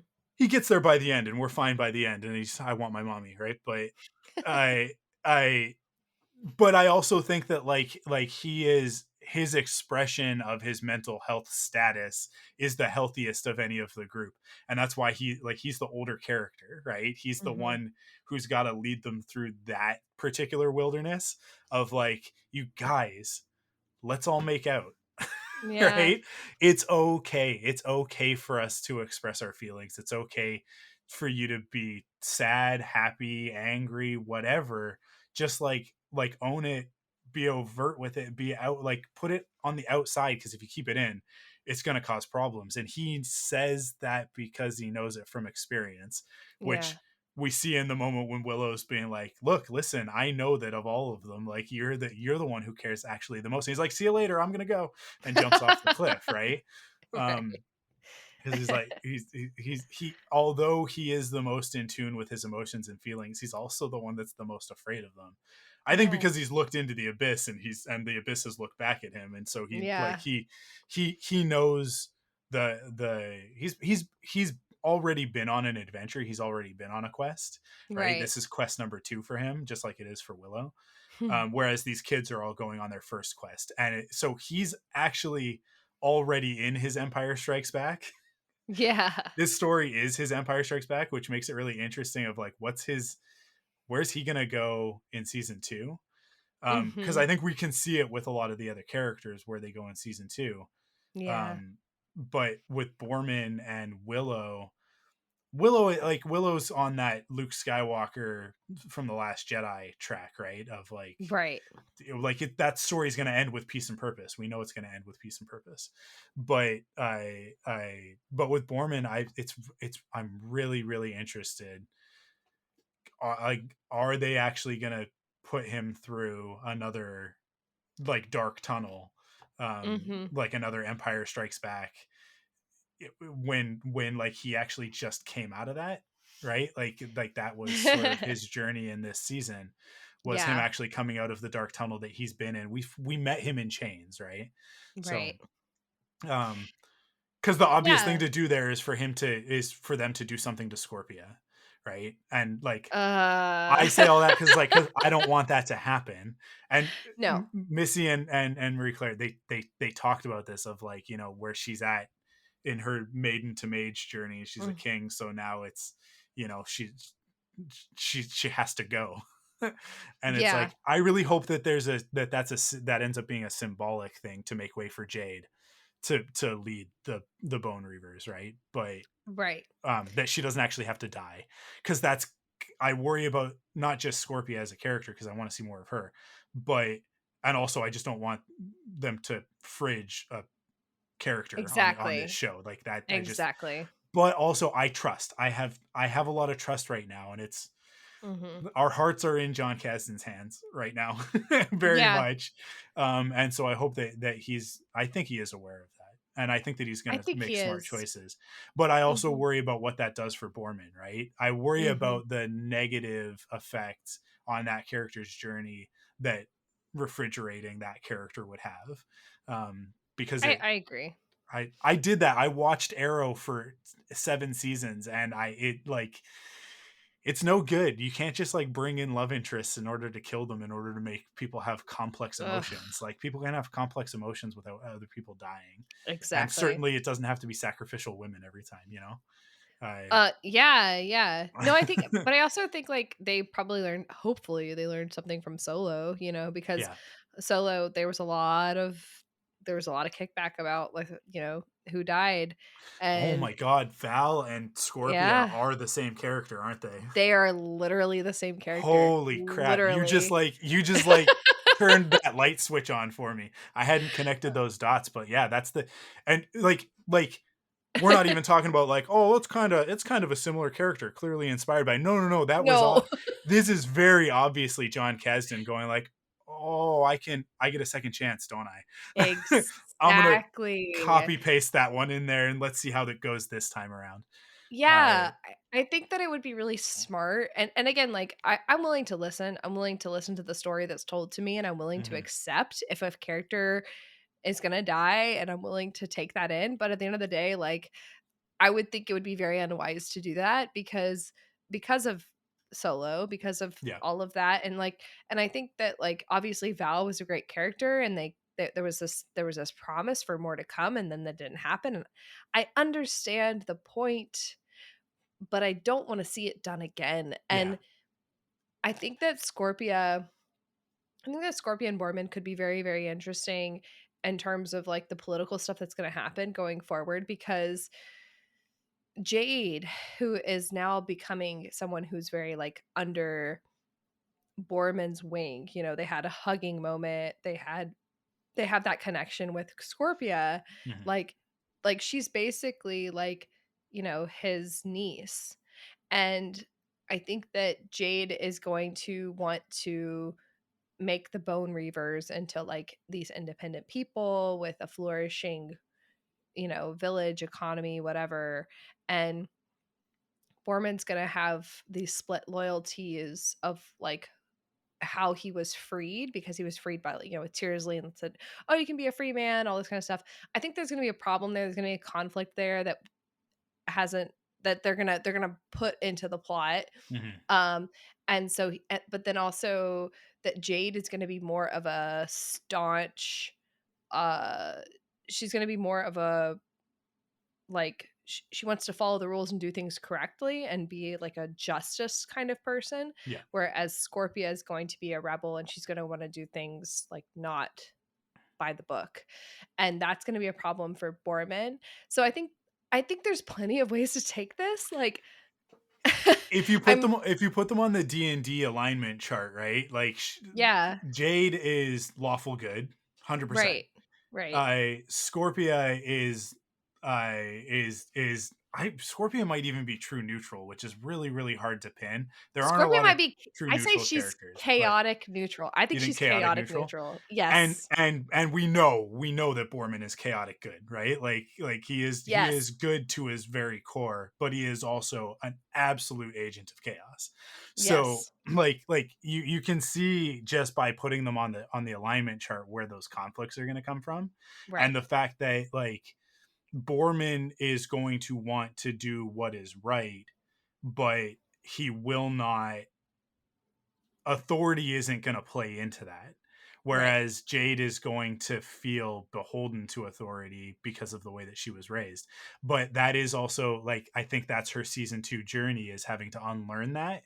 That Mhm. like, because let's be super clear about something. Jade's a cop, right? Yeah. Oh, I have a theory about this. Okay. I have a Okay. theory about Go this. ahead. So one of the things, like, so when in the first at the end of the first episode, when Willow introduces Alora Dannon to the rest of the questies, the rest of the group, right? When he says his whole thing, he's like true empress of the da da da da da. And they go over each of their faces. Um, so he uses a different title for each over each person, Mhm. essentially over every person they show in the frame. There's a different title that he says. When they show Jade, he says high priestess of the realm.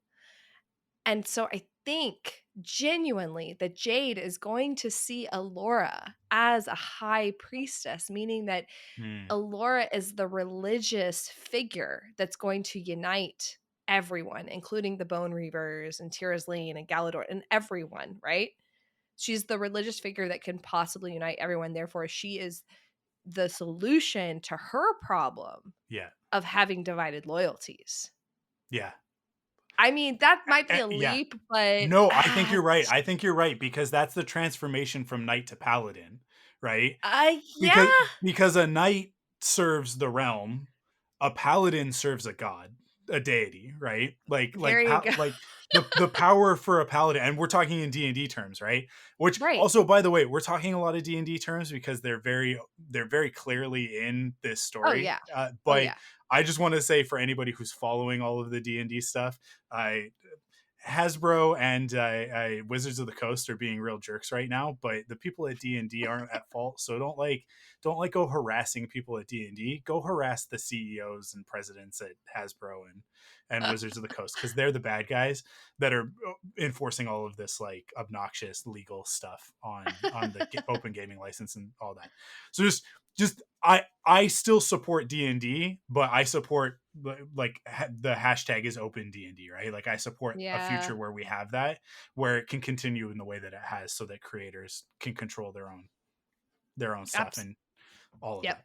So I just, Absolutely. because we've mentioned D&D so much, I have to make sure that like the social justice warrior in me has to like make sure that we've made that clear.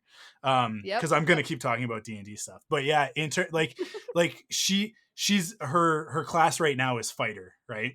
Yeah. And it's fighter, and her background in 5e terms would be a knight. So Mhm. shit, like that's her decision making process comes from those things. When we create a character in D&D, that's how we determine if you're truly role playing your character. Not everybody does, but if you are truly like looking at your sheet and going like, okay, what did I pick? That's how I'm going to have to make my decisions.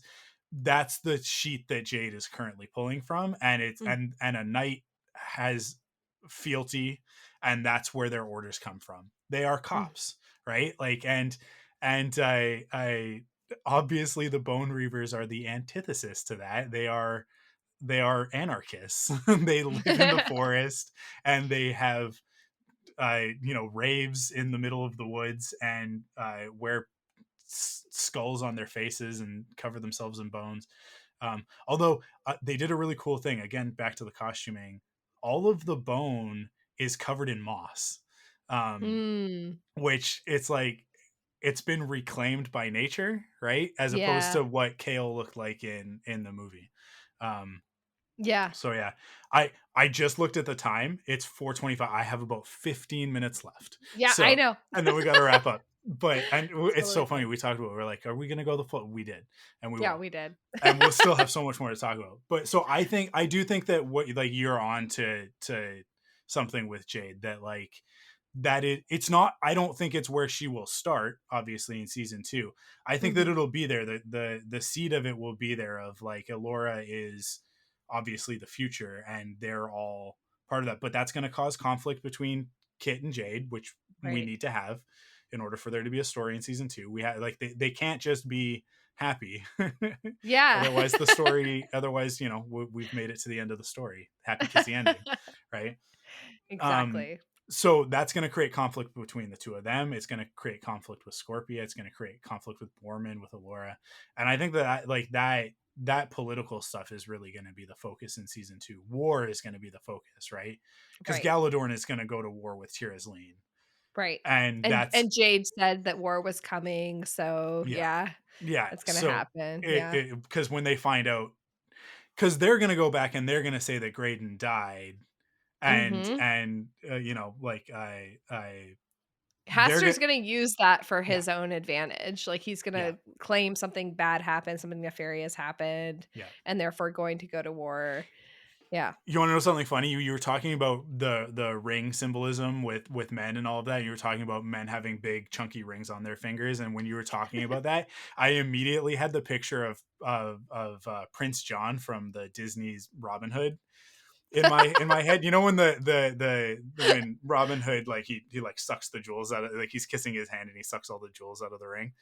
Like I had that Yes. picture in my head of him, and that Prince John and Lord or King Hester or whatever, like Graydon's father, they're like that's the same They're the character. same. That's the Yeah, same yeah. character. He is a cowardly lion, right? Like I love that.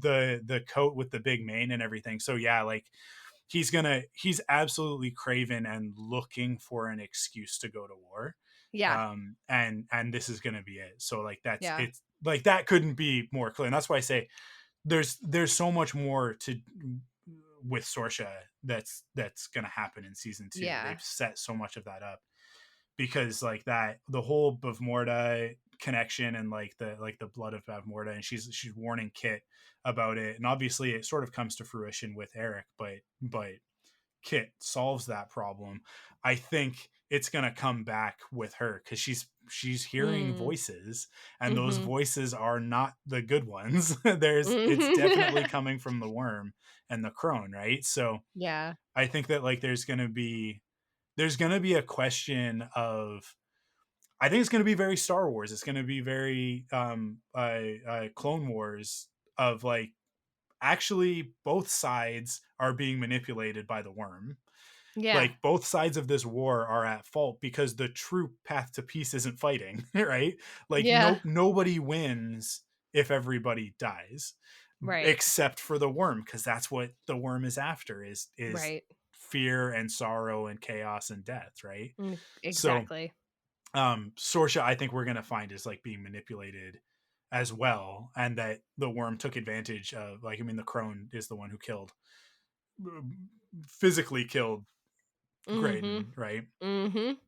Yep. And I think that that was part of the goal, was Right. knowing of like, that once, there, here's an opportunity to put these kingdoms at war, and when that happens, they'll be weak, and that's when that army that we see at the end can strike, right? Absolutely. It's all a part of the plan. Yeah, yeah. The thing that I really love about the way that the worm and the crone are presented in this is that, like, the plan changes throughout the season. It, Mhm. because at first it's like, well, we're gonna take Eric, and clearly the plan is to take Eric and tempt him, and he's been told that he'll be king, right? Right. And then once the crone finds out that there's this connection to Alora, there She's like, "Oh, I need Alora now." it changes, and all of a sudden the plan is But like, then Gray. what if I have Eric and Alora? Right, right, Now right. I have both sides. Now there's no one to stop us. If we can, like, it's the Palpatine thing of like, if we can, but if he can be turned, and Palpatine's like, oh yeah, if he can be turned, that would be real nice, right? And then Graydon gets there, and it's like, wait a second, Yeah. there's something else. And so, like, the worm is constantly pivoting in the same Yeah. way that Palpatine does. But it And makes more but it sense. makes a It lot makes more more sense. sense. It Yeah. makes a lot more sense. So yeah, it's the one complaint I have about the whole series so far is that Uh-huh. the Gales, we just didn't, there was no connection to them, and I was really Yeah. hoping that, like going into the finale, I was like really hoping season 2 that we can like go back and explore who these characters were, but then they're all presumably dead, so I don't think that Mhm. that'll happen, but I do think, because there are four of them, right? They're the Gales, and Mhm. Gale is wind. There are four winds, right? North, Mhm. south, east, and west. I think that four new Gales will be chosen, I and was that gonna say that. Graydon will lead them, right? Like, I oh, he'll be Kylo Ren, and those will be his Knights of Ren, and we'll thank get. you. I think that part of his story in the next season is going to be that he has to recruit these four Gales, and so Wouldn't that, that be hot? That would be oh so my hot. god, it's like to have to go, and that it'll be because they're Gales, they're cardinal directions, they're the four winds. They'll have to come from four different parts of the world, so they'll each like represent an aspect of Anduin, of the world, right? And it'll give us an opportunity to jump into, like, there will be one from Galadorn, and one from Oh, Tir Asleen, and no. one from here, and one, we'll get to see some places. Maybe we'll get to see Kashmir finally. um I'm gonna have to write a new fic. yeah, Dadgummit. so I hope That's that's where amazing. we're going. I hope that that's That's what's amazing. happening with that. um That's and awesome. I really hope that we get Ellie Bamber playing both characters of, like, Alora and Dark Alora, as the, Yeah, like, the me worm too. as Dark Alora for the whole Yeah. season. Just selfishly, because I want to see her in that outfit, like, Yeah, for the yeah. whole season. Because again, that's another thing where we totally earned that hotness at the end of Are the you two of gonna them. It's like, draw are you gonna draw her? well, I mean, probably, yeah. You got time. You got Yeah, time. yeah, yeah. No, and that's the thing, is that, like, I was sort of like, I have a commission for MC's husband, for Kyle, that he commissioned me, like, way back in, like, November, that I still haven't finished. It's a big Mhm. commission. That's why I haven't finished it yet. It's four Yeah. characters.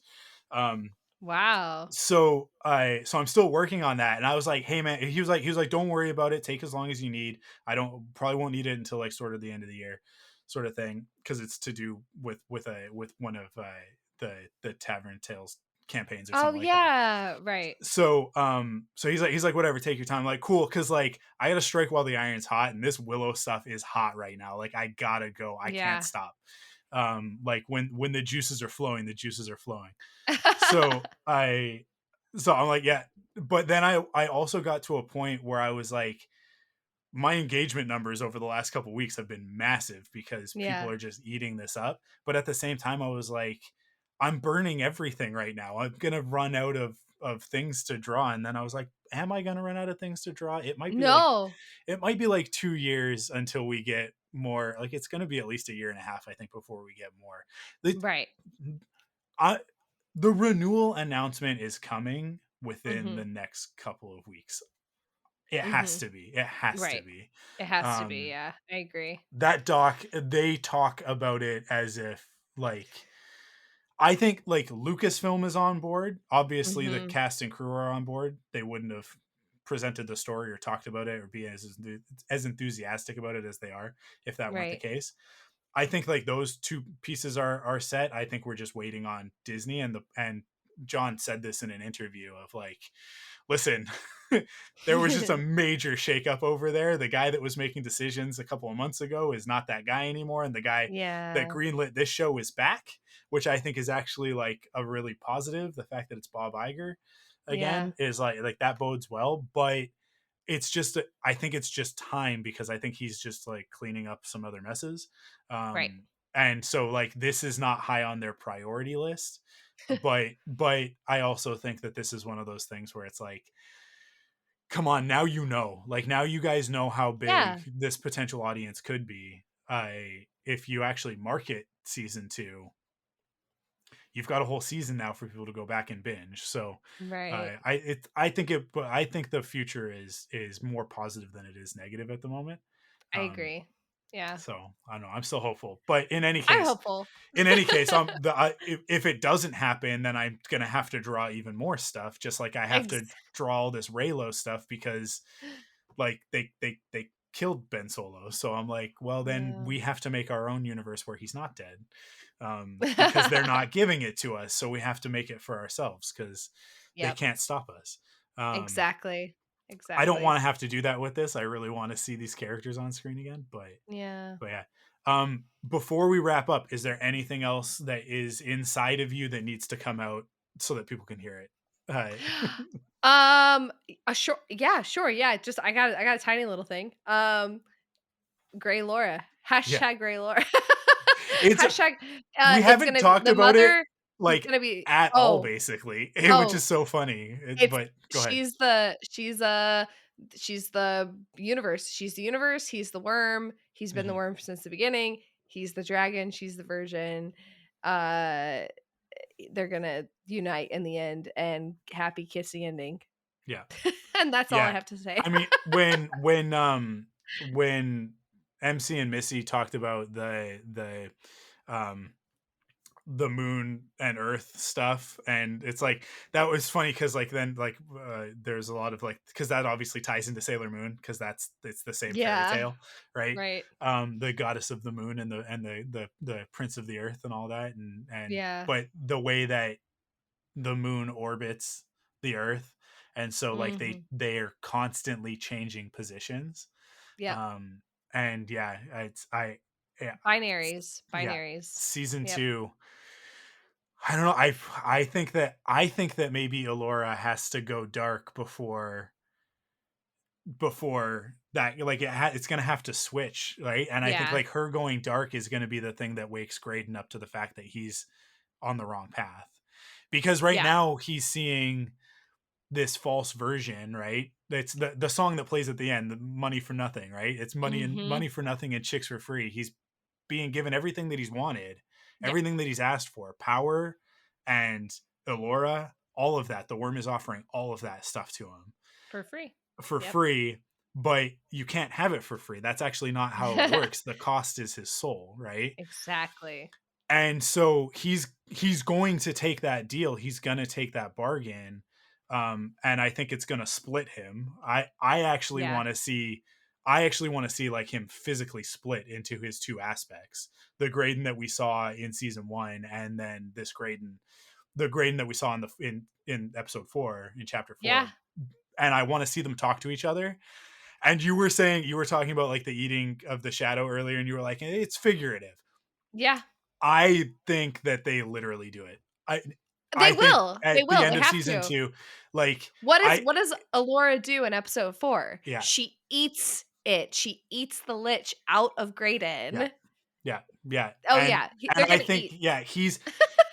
he's gonna be split, and I think that Alora's magic will do it. Like, I think that she'll come and she'll be trying to save him, and Yeah. in doing that, she'll split him in half into the two aspects, and then Oh, I he'll love be that. fighting with himself, and then in order to win, in order for the Graydon, the hero, right, Yeah.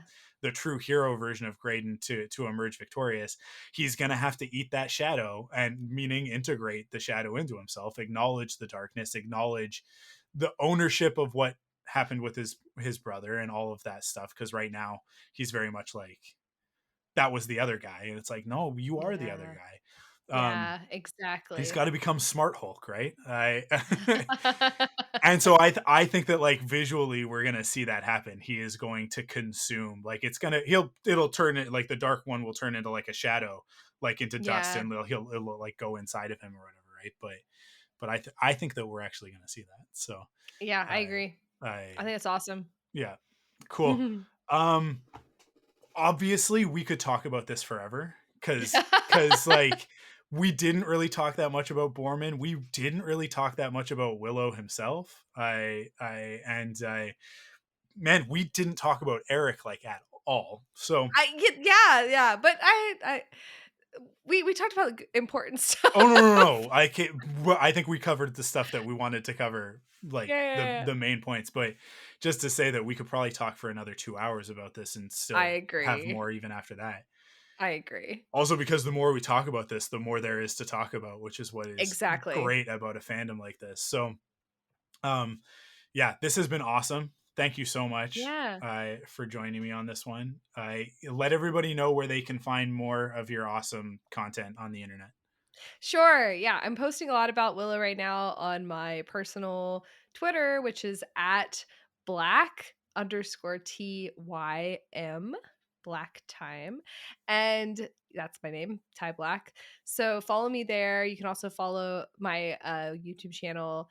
The name of my YouTube channel is Wit and Folly, WITFOLLY. And you can also follow me on my Twitter for that account, which is Wit_Folly. Awesome. Yeah, and I mean, like, I highly, highly recommend all of that. You guys should all be following Ty on both of those Twitter accounts and on YouTube. And go back and watch all of her videos because they're fantastic. I have a Willow video planned. It's gonna take me a while to Yeah, do yeah, it, yeah. so it's happening. No, look, you could sense that was like in the future, because you were like, when you Right. started, it was so wonderful to see everybody, like the dominoes fall of everybody. I tweeted that thing, and I think it was right around the time that you started like being vocal about Willow, where I was like, all my favorite people love Willow. It's why they're my favorite people. And the Oh. longer time goes with that statement being out there, the truer it becomes. I was so worried about whether or not my wife was going to like the show. And then we watched the first episode, and she like hit me with a pillow at the end of it. She was so mad at me cuz because I've been bugging her about it for the last month, really. I've been like, I really want to watch this show with you. I think you're going to like it. And she's so mad at me because I'm right. And she's like, and she hit me, and she's like, I don't have time for this. I was like, I'm sorry, but it's so good, and I need to share this with you. I But understand that so much. yeah, like, I made Joe and Kyle from Rebel Cells watch it, and both of them loved it. And then Joe told his fiance to watch it, and she loved it. And he also got Carl from Wampa's Lair to watch it. And now Carl loves it, and he's on his fourth rewatch. Carl's very obsessive though, so like, take that with a grain of salt. But Yep. all of Corey that to watched say, it several times, so yeah, I yeah, totally understand. I don't. This is not the last that we're going to talk about Willow No, on Forced Perspectives. I think that we're going to come back. We're going to talk about this more. Ty, I would love it if you would come back and talk about Willow more. I Um, will. let's say, I'm going to say this right now. I when they announce season 2, Mhm. I would like to have you on, but like, let's also bring some other people on, and let's just have a full on speculation, like a 2-hour speculation Yes! fest. So Yes! I'll probably get Carl to come on, and we'll grab some other people, and have a roundtable, and everybody can throw in what they want to see in season Love it. 2 when they renew it. Not if, when they renew it. Hopefully very Love it. soon. Hopefully so. Like if we don't get it within the next couple of weeks, I think that we'll get it at Star Wars Celebration in Europe. That's what I was thinking. Yeah. That's a logical place for them to do it, but I think they have some other stuff to announce at Celebration, so maybe not. But it depends on whether or not they have another Lucasfilm showcase planned for that. If they do, that would be an appropriate place to say, by the way, seasons 2 and 3, which it will be. It'll be seasons 2 and 3. Like, there's no way that they go, yeah, maybe we'll keep going with this. They're either like, I think for John Kasdan, it's an all or nothing thing. Like, I agree. Like, hey, there's a story to tell here. There are 3 volumes. We're very clear about how much story there is here. Let's do it. Right. And I think they'll do it. I think they're going to do it. So when they do, we'll all come back and we'll have a fun speculation fest about it. Yeah, totally. But thank you so much for coming on. Thank you everybody for listening. We're 2.5 hours. I'm so happy that we talked for 2.5 hours about Willow.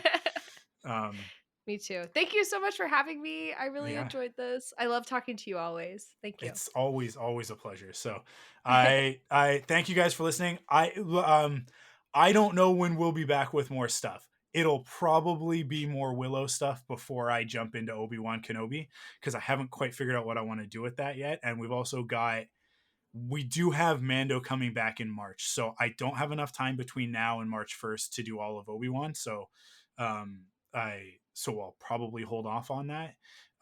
So I think it'll continue to be Willow season until Mando comes back, and then Joe and I are going to do our weekly Mando conversations when that's airing. So I don't know, just stay tuned, but also go listen to Rebel Cells, and also go listen to Perfect 10. If you haven't listened to Ty and I talk about A Knight's Tale, go listen to that right now, because it's a fantastic. If you liked this conversation, that one you actually did like the full prep.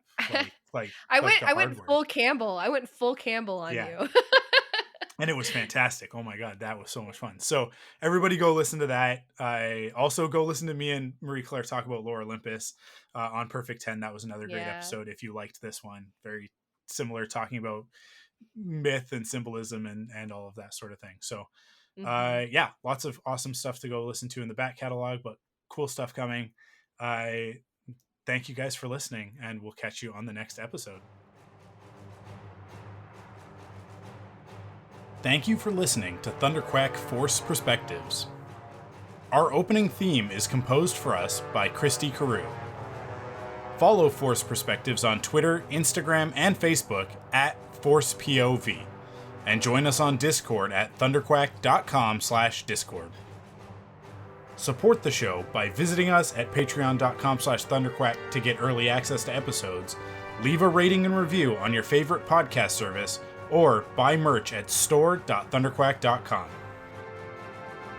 Force Perspectives is a part of the Thunderquack Podcast Network.